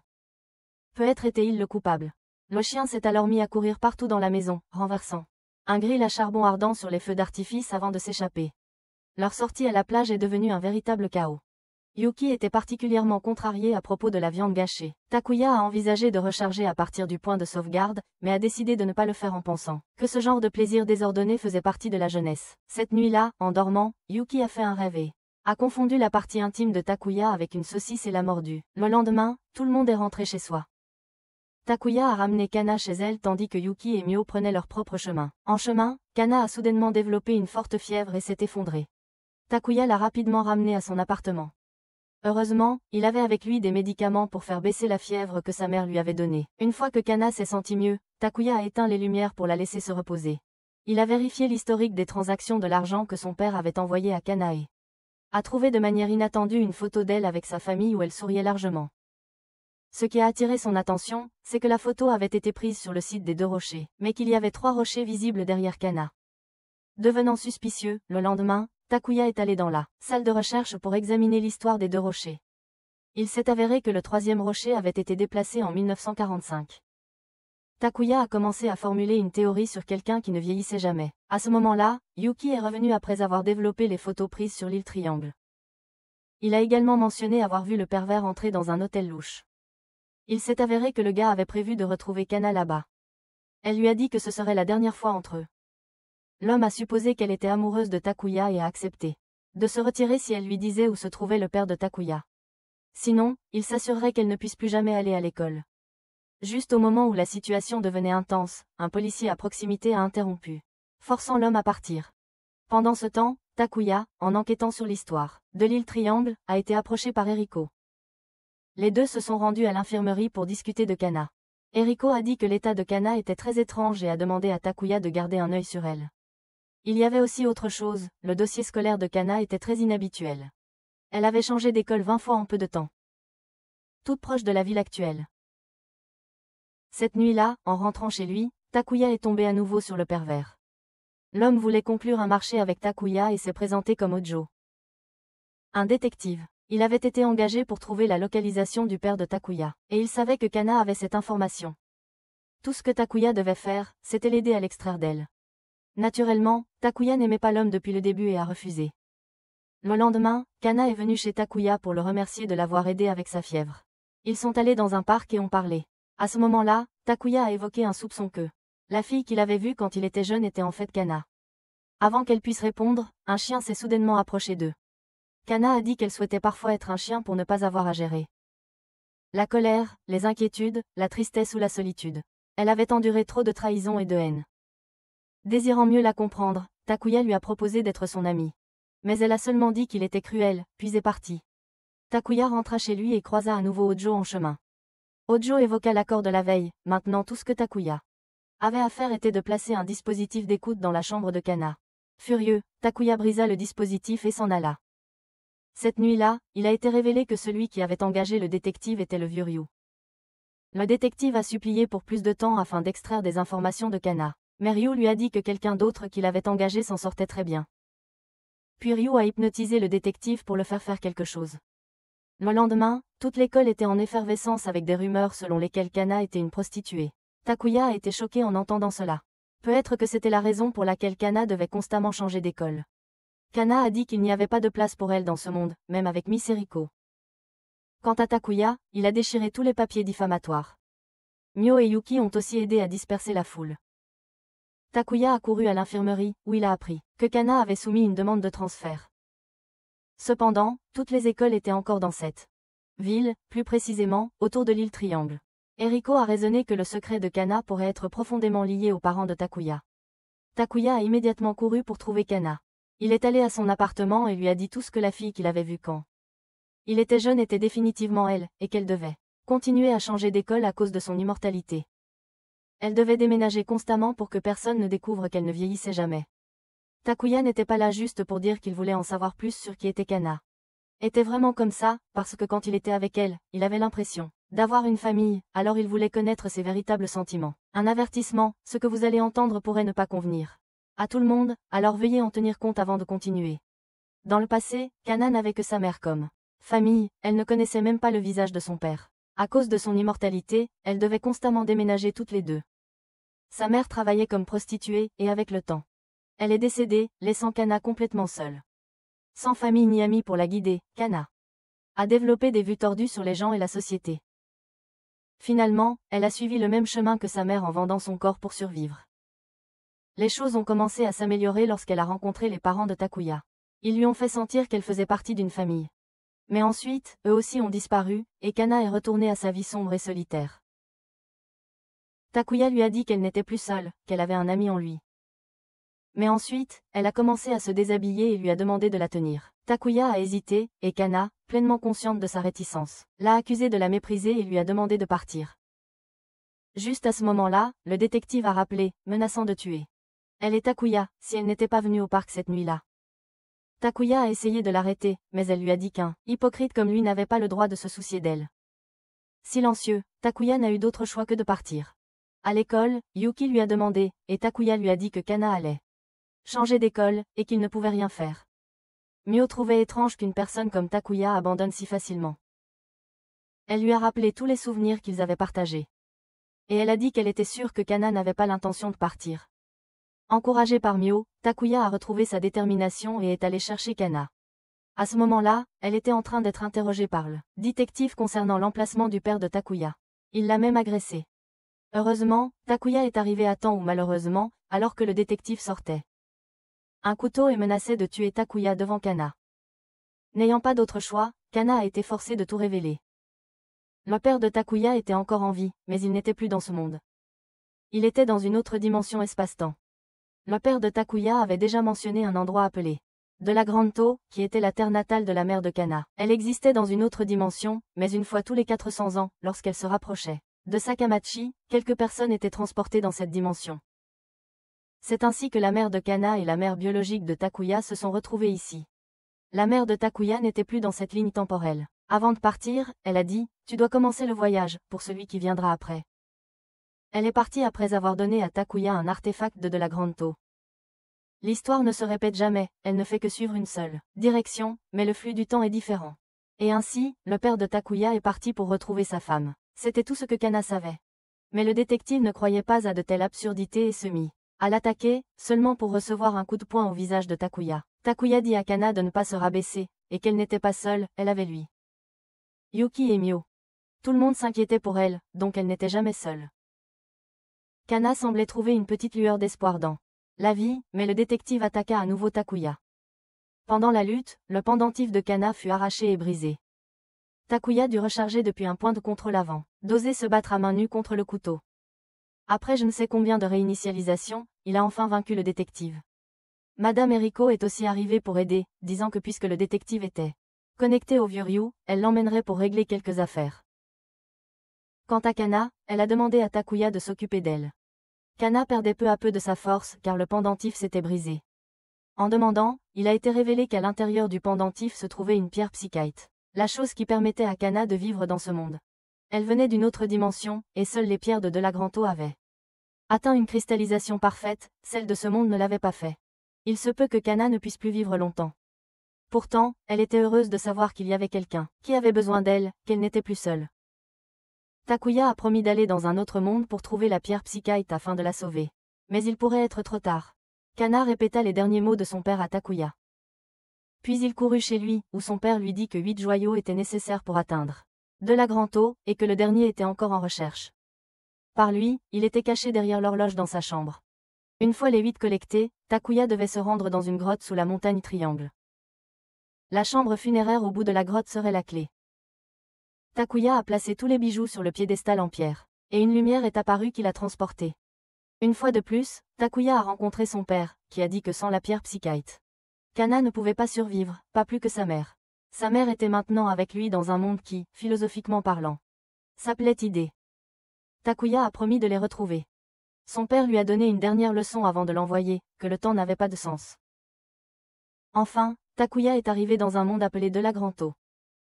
Maintenant, il luttait juste pour survivre, encore moins pour trouver la pierre psychite. En un clin d'œil, de nombreuses années s'étaient écoulées. Et il était toujours piégé dans cette forêt. Il ne pouvait pas utiliser l'artefact, car c'était la seule chose qui pouvait le ramener dans son monde d'origine. Il avait sauvegardé un point de contrôle au moment où Kana était sur le point de mourir. Un jour, lors d'une patrouille, Takuya est tombé sur une fille attaquée par un démon à face de chauve-souris. Il s'est précipité pour la sauver, mais la fille ne pouvait pas parler ni comprendre ce que Takuya disait. Pourtant, le fait qu'il y ait une autre personne lui donnait de l'espoir. Il a écrit l'alphabet et a commencé à lire chaque lettre à haute voix. Si la fille réagissait, il saurait. Ce n'est que l'après-midi que Takuya a appris que son nom était Salus. Elle ne savait pas d'où il venait, Sakamachi ou Psychite ne signifiait rien pour elle. Il s'est avéré qu'elle était aussi perdue. Les deux ont décidé de voyager ensemble. Ils sont sortis de la forêt pour voir un désert devant eux. Takuya hésita à traverser, mais Salus tira sur sa chemise et pointa vers une maison au loin. N'ayant pas d'autre choix, ils s'y dirigèrent. Ils ont appelé, mais personne n'a répondu. En entrant, il semblait que personne n'était à l'intérieur. Pourtant, l'absence de poussière sur les meubles suggérait que quelqu'un y vivait encore. Takuya est allé plus loin pour vérifier et a soudainement été confronté à une fille pointant une épée sur lui. Pensant qu'il était un ennemi, elle a essayé d'attaquer mais s'est vite effondrée. Plus tard, elle s'est réveillée dans son lit. Une fois qu'elle a su qu'il n'avait pas d'intentions hostiles, elle a reculé. Elle s'est présentée comme Aelia, une chevalière gardant la frontière sous les ordres de l'empereur Dieu. La frontière était les limites séparant de la Grande Eau du reste du monde. Et Aelia avait pour mission d'éliminer les monstres qui y apparaissaient. Takuya lui a demandé à propos de la pierre psychite, mais malheureusement, elle n'en avait jamais entendu parler, ou peut-être qu'elle avait un nom différent dans ce monde. Aelia venait de vaincre un démon à visage de chauve-souris et expliquait que les monstres apparaissaient plus fréquemment à cause de la colère de Mère Terre, qui se produisait tous les 400 ans. Le nombre 400 rendait à nouveau Takuya fatigué.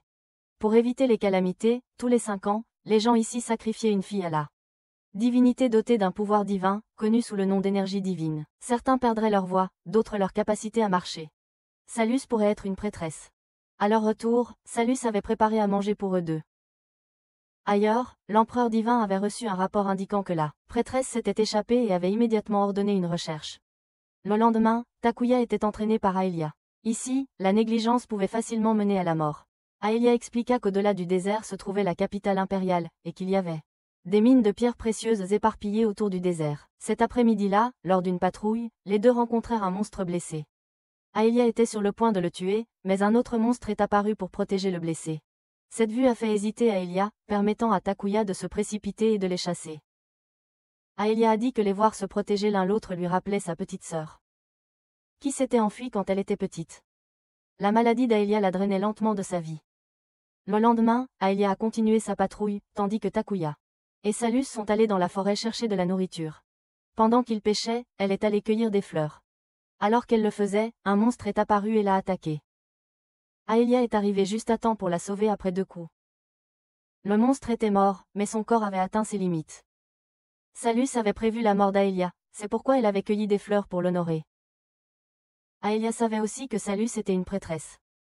Avant de mourir, Aelia avait supplié Salus de sauver cette terre de la colère de Mère Terre. Toutes les deux ont enterré Aelia aux côtés de ses camarades tombés. Aelia avait accompli sa mission, donc Takuya devait aussi sauver Kana. Le lendemain, il se préparait à partir à la recherche de la mine de pierres précieuses dans le désert. Il dit à Salus de rester derrière car elle ne pouvait pas supporter la chaleur du désert. Cependant, elle le suivit quand même.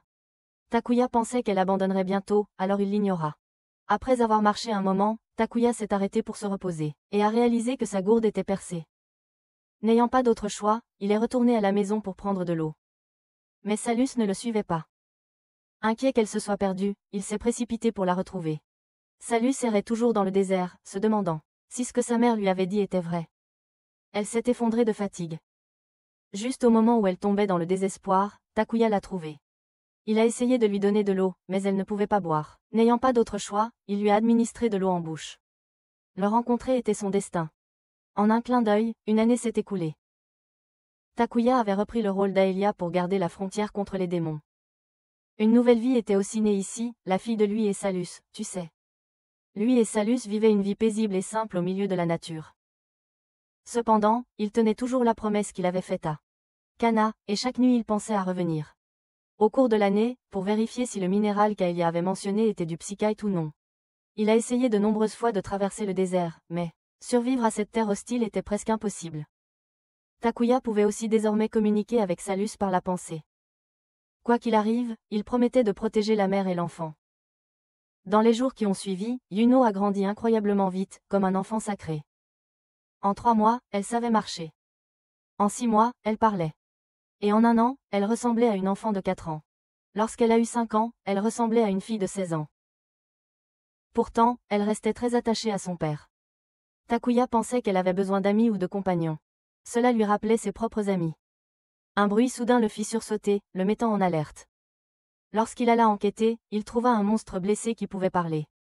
Elle était blessée et essayait de protéger son enfant. Quand il lui demanda comment elle avait été blessée, elle dit que des gens de la capitale impériale l'avaient attaquée. Cela signifiait qu'elle avait volé depuis la capitale jusqu'ici. Quoi qu'il en soit, elle ne vivrait pas longtemps. Elle supplia Takuya de sauver son enfant.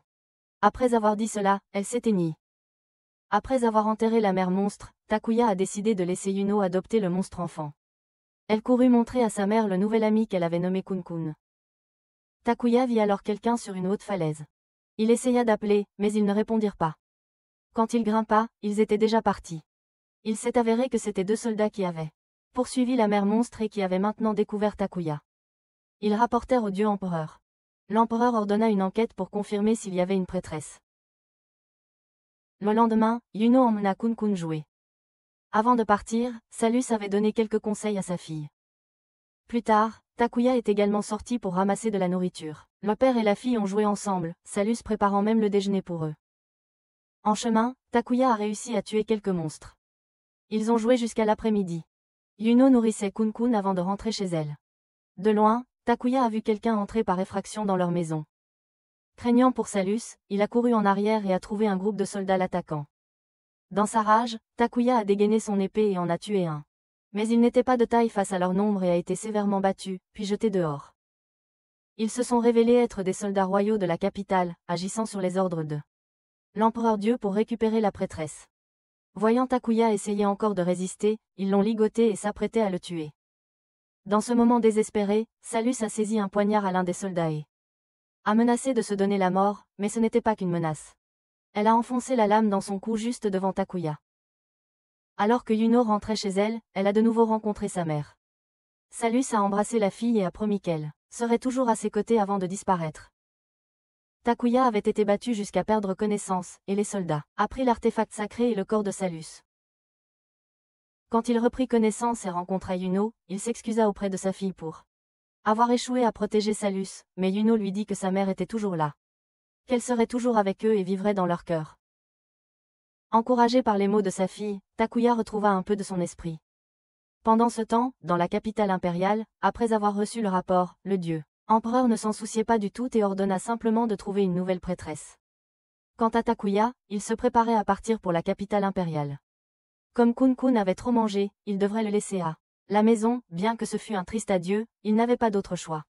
Takuya a offert une écharpe à Kun-kun en guise de cadeau d'adieu. Après cela, le père et la fille sont partis, avec pour objectif de Takuya de récupérer l'artefact sacré et de chercher Psyché pour Kana. Le voyage a été extrêmement ardu et douloureux. Takuya a fait de son mieux pour remonter le moral de sa fille, mais leur eau était épuisée. Et il n'y avait toujours aucun signe de la ville.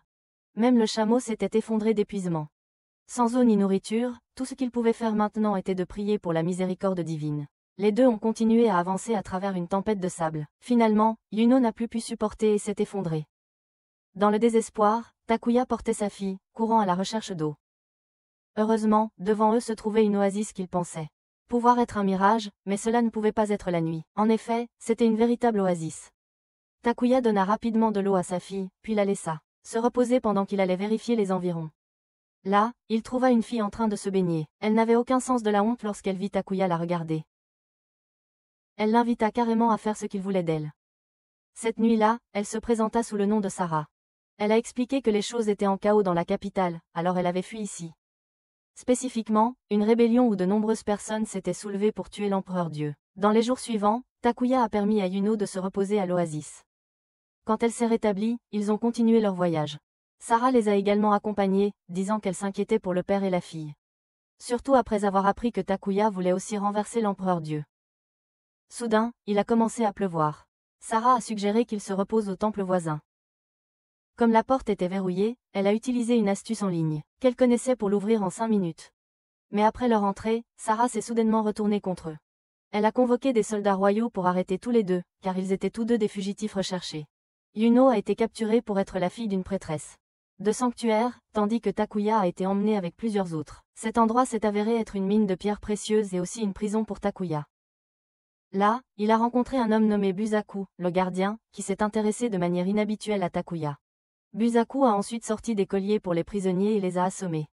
Pendant ce temps, Yuno a été emmenée pour rencontrer l'empereur Dieu. Au début, elle a résisté, mais en voyant son visage, elle s'est calmée. À la prison, Takuya a été placé dans une cellule avec d'autres détenus. Un jeune homme aux cheveux verts l'a réveillé et l'a invité à sortir pour manger. Takuya a appris que ce gars s'appelait Carte, et qu'une autre personne s'appelait Concombre. Tout le monde là-bas avait entendu la rumeur selon laquelle Takuya avait couché avec une prêtresse. Entendre quelqu'un évoquer sa défunte femme le mettait très mal à l'aise. Quand il a demandé aux deux pourquoi ils étaient emprisonnés, ils n'ont pas répondu, probablement parce qu'ils étaient des rebelles. Soudain, un gars aux cheveux rouges nommé Joe est entré en trombe, déclarant son amour pour quelqu'un. Il a frappé Takuya et a volé sa nourriture. Le harcèlement des nouveaux arrivants était partout. Takuya, déjà dans un état dépressif, n'a pas pris la peine de discuter. Le lendemain, Takuya a commencé à travailler. Il a remarqué qu'un des bâtiments ressemblait beaucoup à celui de l'île Triangle. Concombre est venu chercher Takuya et a essayé avec arrogance de lui apprendre comment survivre en prison, même si lorsque Takuya a été battu. Plus tôt, Concombre n'avait pas osé dire un mot. Takuya a remarqué qu'il y avait très peu de gardes autour et s'est demandé pourquoi personne n'essayait de s'échapper. Sa question a rapidement trouvé réponse lorsqu'un gars a essayé de courir et a été instantanément frappé. Mort par la foudre d'un appareil à proximité dès qu'il a franchi la limite. Takuya a également appris que le psychiatre ici s'appelait pierre spirituelle.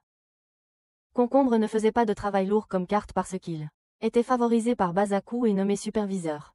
En général, les nouveaux prisonniers étaient affectés à extraire des pierres spirituelles et ensuite les cristalliser. Takuya a été emmené à un endroit où les prisonniers fabriquaient des cercueils pour les prêtresses, et le processus de cristallisation s'effectuait également là-bas. Ce soir-là, après le travail, Takuya et Carte sont retournés dans leur cellule. Devant eux, il a vu une foule se rassembler. En regardant de plus près, il a vu qu'il battait Concombre, alors Takuya s'est précipité pour le sauver. Dans cet endroit, les monstres étaient considérés comme du bétail. Donc les prisonniers prévoyaient de manger Concombre. Bien sûr, Takuya ne le permettrait pas, alors il a libéré Kun-kun. Le chef, Joe, est apparu en voulant donner une leçon à Takuya. Puisque Takuya voulait aussi régler ses comptes d'hier. Et voilà pour le numéro de dur à cuire du roux, Takuya a écrasé une pierre sur lui d'un seul coup et c'était fini. Lorsque le tumulte a attiré l'attention, Basaku est venu inspecter. Takuya et Carte ont rejeté toute la faute sur Joe, et en conséquence, il a été puni. Cette nuit-là, les cris de Joe ont résonné dans toute la prison. Cucumber a expliqué que Basaku était le genre d'homme qui aimait torturer les autres, il s'excitait à infliger de la douleur. Le lendemain, en travaillant, Takuya continuait à surveiller les lieux. Il a appris que l'appareil s'appelait la Tour Garzel, et que les ruines sur la montagne Triangle faisaient partie de ce site minier. Il était maintenant certain que les soi-disant pierres spirituelles étaient en réalité du psychite. Juste au moment où il s'apprêtait à en subtiliser une, Basaku l'a attrapé. Bien que Takuya ait essayé de le nier, il a tout de même été emmené pour inspection. Rien n'a été trouvé sur lui, mais le pervers ne voulait toujours pas laisser tomber, il est même allé jusqu'à vérifier le trou du dos de Takuya. De retour dans la cellule, Takuya jura de lui faire payer. Le lendemain, il continua à chercher une échappatoire. La seule façon d'éviter la foudre était de s'échapper par un tunnel. Pendant toute une année, Takuya chercha une sortie. Après de nombreuses tentatives, il trouva enfin une sortie, qui ressemblait au puits de la maison du vieux Ryu. Mais derrière lui, Joe l'avait découvert. Takuya revint et raconta à Cucumber et Carte la voie d'évasion qu'il avait trouvée. Ce jour-là, cependant, il y avait une nouvelle prisonnière, une femme. Ignorant cela, pour l'instant, Takuya leur dit qu'il avait trouvé une sortie. Mais Cucumber a dit que ce n'était pas le bon moment. Les ignorant, Takuya s'est faufilé dans l'atelier de raffinage de cristal, a volé une pierre d'esprit, et est retourné au puits avec une corde. Juste au moment où il s'apprêtait à lancer le crochet de la corde, Joe est apparu et l'a attaqué. Puis a grimpé en premier. Mais ce qu'il attendait au-dessus n'était pas la liberté, il a été frappé mortellement par la foudre. Des gardes sont arrivés et ont capturé Takuya, le jetant en isolement. Dans la cellule à côté de lui, Bazuku interrogeait la nouvelle prisonnière. Lors de l'interrogatoire, Takuya a appris que le nom de la fille était Amanda, chef de la résistance. Après le départ de Bazuku, Takuya engagea la conversation avec elle, ayant réalisé qu'Amanda était la sœur cadette d'Alia. Alia parlait souvent d'Amanda. Avec regret, il dut lui dire qu'Alia était morte. Amanda dit que sa sœur avait trop fait confiance à la capitale, mais la vérité était que les prêtresses et leurs rituels étaient tous faux. Tous les 400 ans, l'empereur Dieu tuait une prêtresse et le faisait passer pour une partie d'un rituel afin de contrôler le peuple. Actuellement, la résistance était entièrement préparée et n'attendait que l'ordre de lancer une attaque à grande échelle. Amanda demanda de l'aide à Takuya, et il accepta. Sans hésitation, il devait sauver sa fille. Amanda lui a donné le symbole de la résistance pour qu'il puisse demander leur aide lorsqu'il sortirait. Une fois libéré de l'isolement, Takuya a cherché Cucumber et Carte. Comme prévu, tous deux étaient membres de la résistance. Chaque nuit, Bazuku venait voir Amanda pour extraire des informations. Comme elle restait silencieuse, il lui a arraché un œil. Du côté de Takuya, après avoir planifié avec Cucumber et Carte, il a délibérément provoqué une bagarre avec les gardes pour être renvoyé à l'isolement afin de retrouver Amanda. Il lui a partagé le plan. Le lendemain, Cucumber a de nouveau exposé le plan. Ils allaient créer le chaos dans la mine et profiter de cette occasion pour sauver Amanda. L'opération aurait lieu le jour où les cercueils seraient sortis, car ce jour-là, la tour Garzel serait temporairement fermée. Cependant, il y avait encore une tour de secours, et ni Cucumber ni Carte ne savaient comment la désactiver. Mais Takuya savait mieux, il savait comment la détruire, puisqu'il l'avait déjà fait une fois. À eux trois, le plan prendrait trop de temps. À ce moment-là, les autres prisonniers ont proposé d'aider, tous avaient une famille. Takuya leur a averti que des gens allaient mourir dans cette opération, et que quiconque avait peur pouvait reculer maintenant. Mais personne ne bougea, et ils se joignirent tous. Cette nuit-là, parce que Cucumber avait informé Bazuku que Takuya semblait proche d'Amanda, et pourrait savoir quelque chose, comme prévu, Bazuku l'a fait venir dans sa chambre. Étrangement, il y avait un tapis familier à l'intérieur. À l'endroit au but, Bazuku proposa un marché. Si Takuya pouvait obtenir des informations de Amanda, il serait autorisé à voir sa fille. Takuya fit semblant d'hésiter un instant avant d'accepter. Il a également demandé à emprunter à nouveau son épée pour faciliter l'extraction d'informations d'Amanda, et Bazuku a accepté avec plaisir. La nuit de l'exécution du plan, lorsque les gardes ont fermé la tour Garzol et ont sorti les cercueils, Cucumber a dit à tout le monde de se préparer. Pendant que Takuya se rendait à la salle d'interrogatoire pour rencontrer Amanda, il a apporté l'épée avec lui, et Bazuku attendait dehors. Juste au moment où Bazuku s'apprêtait à obtenir ce qu'il voulait, le chaos a éclaté dehors alors que les prisonniers commençaient à se révolter. Bazuku a ordonné aux gardes de redémarrer la tour, mais ils avaient peur que la foudre ne touche leurs propres camarades, donc Bazuku a dû y aller lui-même pour réactiver la tour. Profitant de l'instant, Takuya libéra Amanda. Il lança l'épée à Carte et Cucumber pour qu'ils puissent détruire la tour de secours. Pendant ce temps, Bazuku arriva à la tour principale et commença à tirer des éclairs. Dans tous les sens, Cucumber et Carte faillirent être frappés. Takuya et Amanda coururent pour l'arrêter, mais ils furent attaqués en embuscade, et Bazuku captura Amanda. Il exigea que Takuya utilise la tour pour tuer tous les prisonniers rebelles ou il tuerait Amanda. À ce moment tendu, en dessous d'eux, Carte et Cucumber réussirent à lancer elle épée dans la tour de secours et à la détruire. Alors que Bazuku était encore sous le choc, Takuya lui fonça dessus. Après des années dans cet endroit, le jeune garçon qui se faisait autrefois battre par le lâche vidéo était devenu un père et un homme fort. Takuya poussa Bazuku directement dans le cercueil, qui avait été préparé pour la prêtresse. À ce moment-là, la tour où se trouvait Takuya commença également à s'effondrer, et l'ascenseur ne fonctionnait plus, allait-il mourir ici? Dans ce moment critique, Kun-kun apparut sous forme humaine. Takuya tira rapidement Amanda pour que Kun-kun puisse les traîner loin. Kun-kun les emporta tous les deux directement vers la capitale impériale. Mais juste avant qu'il n'arrive, il a manqué de force et sa vie a commencé à s'éteindre. Sachant qu'il ne vivrait pas beaucoup plus longtemps, il a demandé à Takuya de le libérer. Il l'a remercié de l'avoir sauvé et a dit qu'il était très heureux d'avoir joué avec lui et sa fille. Amanda a remis un couteau à Takuya pour faire ce qui devait être fait. Bien qu'il soit profondément tourmenté, il n'y avait pas d'autre choix. Après avoir enterré Kun-kun, Amanda a dit qu'il se reposerait et partirait le lendemain. Cette nuit-là, tous les deux ont beaucoup parlé de famille. Du côté de Concombre, quand il a entendu que Takuya et Amanda avaient disparu. Il savait qu'ils avaient atteint la capitale impériale, alors il est également parti. Dans la capitale, la nouvelle était déjà arrivée que la prison était tombée. L'empereur Dieu voulait envoyer des troupes pour réprimer le soulèvement, mais une fille s'est avancée pour prendre la mission. Finalement, Takuya et Amanda atteignirent la capitale et se séparèrent pour agir séparément. Alors que Takuya errait, il découvrit que l'endroit était extrêmement appauvri. La nourriture était distribuée dans des bols qui contenaient très peu, et tout le monde avait l'air émacié. En mangeant, Takuya fut accidentellement reconnu par les gardes comme un homme recherché. Alors qu'il s'enfuyait, un civil l'a aidé à s'échapper. Pensant que c'était un combattant de la résistance, il s'est avéré que c'était Eriko. Avant de parler, Eriko a restauré les souvenirs de Takuya. Elle était venue à de la Grande Taux pour traquer un criminel de dimension rangée. En particulier, le vieux Ryu, qui avait d'une manière ou d'une autre trouvé son chemin ici. Le travail d'Eriko était similaire à celui de la TVA et de Loki, pour prévenir les menaces pouvant affecter la chronologie. Sans trop expliquer, Eriko a dit à Takuya que le cycle de 400 ans du monde était sur le point de se reproduire, et que ce monde faisait face à une crise potentielle, possiblement un événement de collision. Eriko a donné à Takuya un appareil pour mesurer les événements. Il détecterait les perturbations dans les éléments d'événement. Elle n'a pu l'aider que jusqu'à ce point, alors elle lui a souhaité du succès sur le chemin qu'il avait choisi. Takuya est ensuite allé au quartier général secret de la Résistance et a retrouvé Cucumber et Amanda. Amanda a rapporté que la capitale impériale avait trouvé une nouvelle prêtresse, la fille de Salus. De plus, plusieurs bases de la Résistance avaient été détruites par une personne portant un masque. Après avoir finalisé le plan, ils attaqueraient le château à l'aube. Cette nuit-là, Takuya a brisé le collier autour de son cou. Et à l'intérieur, il y avait étonnamment une pierre de psychette. Maintenant, tout ce dont il avait besoin, c'était de la relique pour sauver Kana. À ce moment-là, Amanda est venue dans sa chambre. Puisque cette nuit pourrait être la dernière pour tous les deux, elle avait quelque chose à lui demander. Elle se déshabilla, et ils firent l'amour. Le lendemain matin, tout le monde se déguisa en soldat et se dispersa pour agir. Le groupe d'Amanda entra par l'entrée arrière, tandis que celui de Takuya passa par le tunnel souterrain, mais ils furent bloqués par une porte scellée. Qui ne voulait pas céder, peu importe combien il poussait. Alors Takuya décida d'utiliser une bombe, mais juste au moment où il était sur le point de l'allumer, la fille masquée est apparue.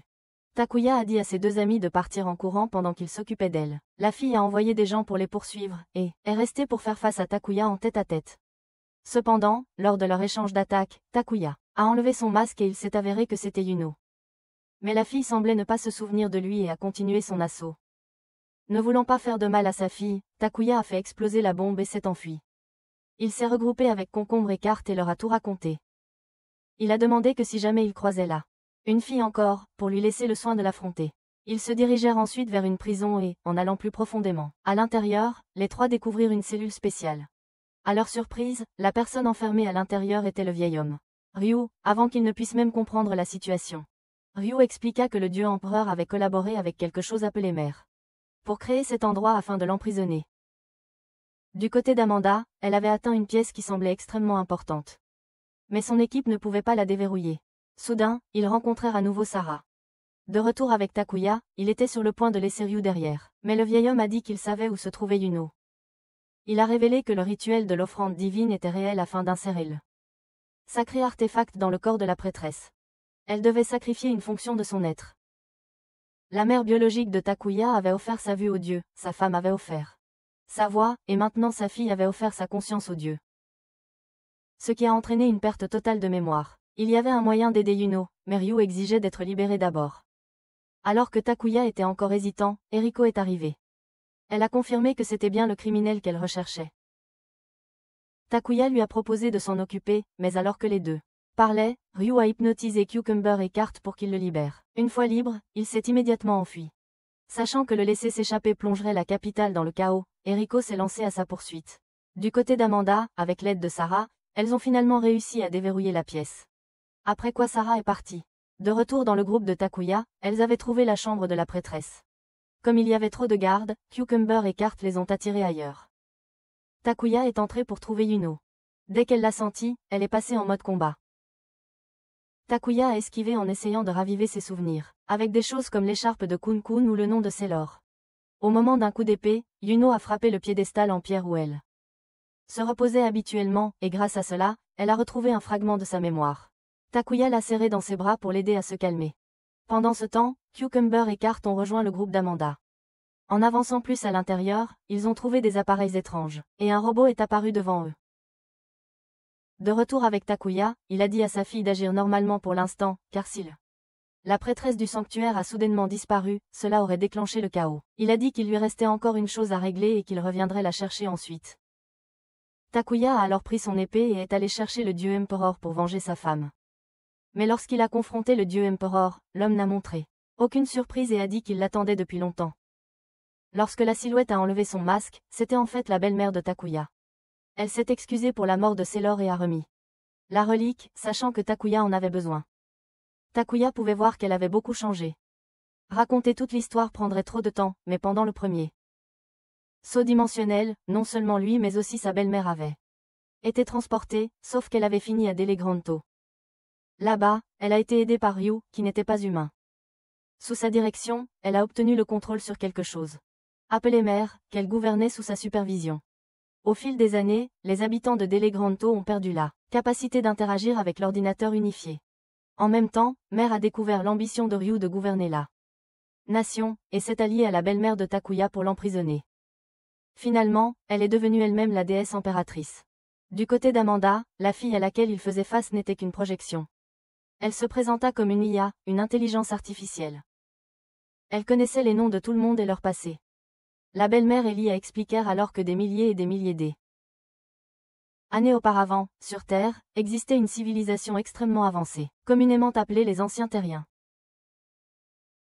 Mais un jour, cette civilisation fut confrontée à une menace massive. Les scientifiques prédirent que d'innombrables météores allaient tomber et que tout le monde serait condamné. Face à la menace d'extinction comme les dinosaures, ils développèrent une nouvelle technologie. Ils transportèrent une immense île ou en d'autres termes, un fragment de la Terre vers une dimension différente et sûre. Cette île a été nommée Delegranto. Le leader de l'exode était une scientifique nommée Grancha. Elle a développé de nombreux types de technologies pour créer diverses choses comme des ressources, de l'air artificiel, et même des créatures vivantes. Cependant, parce que l'environnement était trop différent, ces formes de vie sont progressivement mortes. Il semblait que tous les efforts pour survivre dans ce nouvel espace avaient échoué. Mais alors, une lueur d'espoir est apparue. La pierre de l'esprit, également connue sous le nom de Psychite. Grâce à elle, ils ont pu survivre sur le continent dérivant. Mais une fois cela résolu, un autre problème est apparu. Les scientifiques avaient mal calculé l'orbite de Delegranto. Et un phénomène se produisait tous les 400 ans. La Terre et le continent se fusionnaient puis se séparaient à nouveau.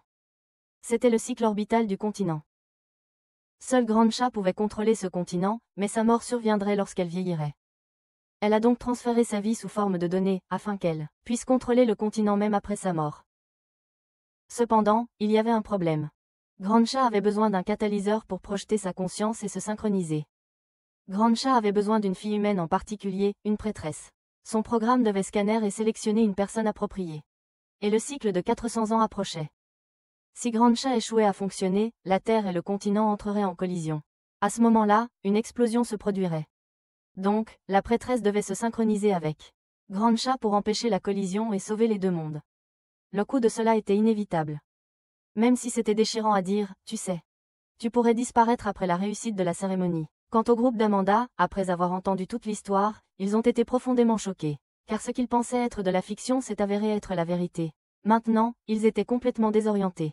Des soldats ont fait irruption et les ont encerclés. Le groupe a été amené pour une exécution publique, mais l'impératrice divine est arrivée. À temps pour l'arrêter car elle avait besoin de leur pouvoir. Amanda est alors retournée à la base pour rendre compte de la situation à tout le monde.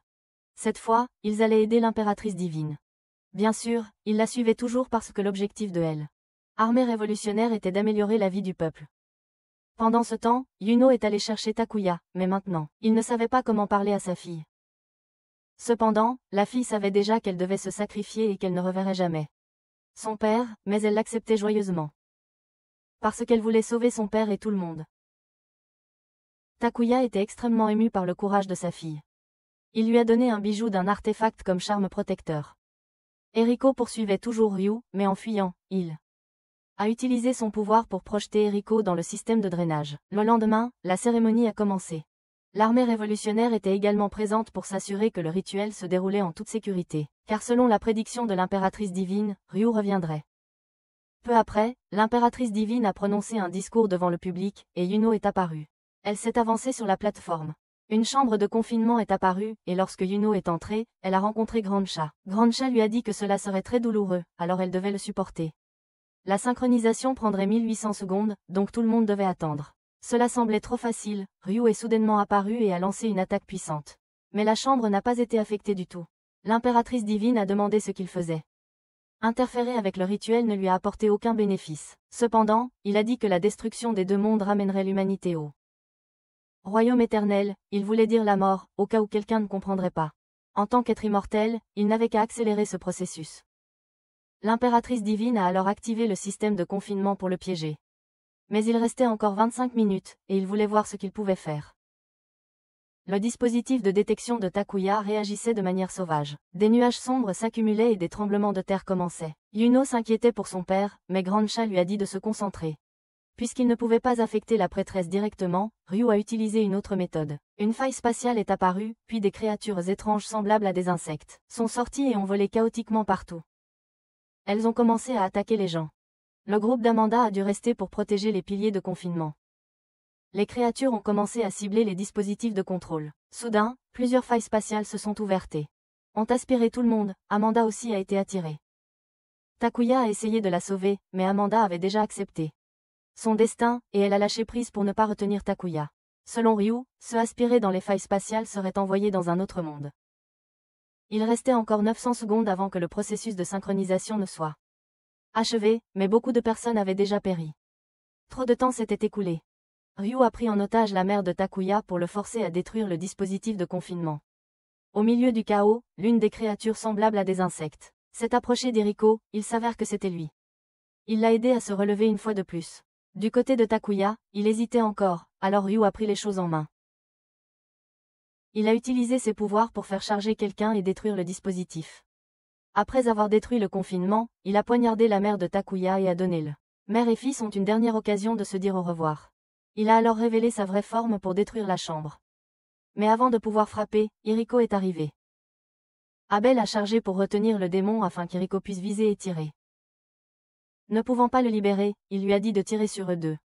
Bien que cela lui brisât le cœur, Eriko a été forcée d'agir. Elle a tiré et détruit à la fois le monstre et Abel. Avant de disparaître, il l'a remercié de l'avoir toujours cherché. Après l'incident, Takuya est allé voir sa belle-mère mourante. En fin de compte, sa mort n'a pas pu être évitée. Elle était heureuse que Takuya soit devenu fort, tout comme son père. Takuya ne pouvait que pleurer la perte de sa mère qu'il aimait. Avec 200 secondes restantes avant la fin de la synchronisation, une alerte retentit. La frontière dimensionnelle avait été franchie. Les deux événements se produisaient en même temps, donc même si le rituel réussissait, la Terre pouvait toujours entrer en collision avec de la Grande Tau. La chance était de 50-50. Eriko était évacuée de force après avoir accompli sa mission. Elle espérait qu'il se reverrait un jour avant de disparaître. Après que le processus de synchronisation fut terminé, Yuno a dit ses adieux à Takuya avant de partir. Takuya lui a promis de la retrouver quoi qu'il arrive. Une colonne de lumière est apparue, enveloppant tout. Yuno et Grandsha sont apparus dans l'espace, mais il semblait qu'elle avait échoué, tout le continent allait s'écraser sur la Terre. Yuno a failli abandonner, mais Grandsha avait une dernière solution, libérer complètement la secousse de l'événement. Cependant, elle ne savait pas ce qu'il adviendrait du corps de Yuno. La fille a accepté le risque, alors Grandsha a commencé à remonter le temps, ramenant toute la civilisation humaine dans le passé. C'était le cycle infini des événements répétitifs. Même maintenant, un autre de la Grande Tau dérivait dans la fracture dimensionnelle, répétant la même approche et le même processus avec ce monde. Lorsque le continent a heurté la Terre, cela a provoqué une explosion. À ce moment-là, je ne comprends pas bien moi-même, mais Takuya est retourné à un point de sauvegarde pour sauver Kana, et la mère à laquelle elle faisait référence était en réalité Amanda. Il a ramené le cristal psychite. Kana était très heureuse à ce sujet. Takuya lui a dit que Mio et Yuki étaient toujours là, et qu'il lui apporterait plus de bonheur, mais il devait partir maintenant, quelqu'un l'attendait depuis 1000 ans. Kana le remercia avant que Takuya ne disparaisse. Il continua vers l'endroit où tout avait commencé. Takuya courut vers la falaise où Yuno venait d'apparaître. La fille avait échoué à sauver la Terre, et de là, Grande Tau s'était écrasée ici il y a 8000 ans. Grâce aux gemmes que son père lui avait données, elle avait pu arriver ici, mais maintenant elle devait partir selon les règles de l'événement. Cependant, cette fois, il ne laisserait plus sa fille être seule. Les deux disparurent ensemble. Takuya retrouva une fois de plus son père, et sa mère était également là. Son père avait été témoin de tout son parcours et l'avait loué. Maintenant, Takuya et Yuno voyageraient au bord de tous les événements, la porte du destin, qui ouvrait la véritable histoire que son père historien avait longtemps souhaitée. En tant qu'observateur de l'arbre Vrinda, il continuerait à chercher à travers l'histoire. C'est tout pour l'instant. Il était heureux que le père et la fille aient pu avoir une dernière conversation.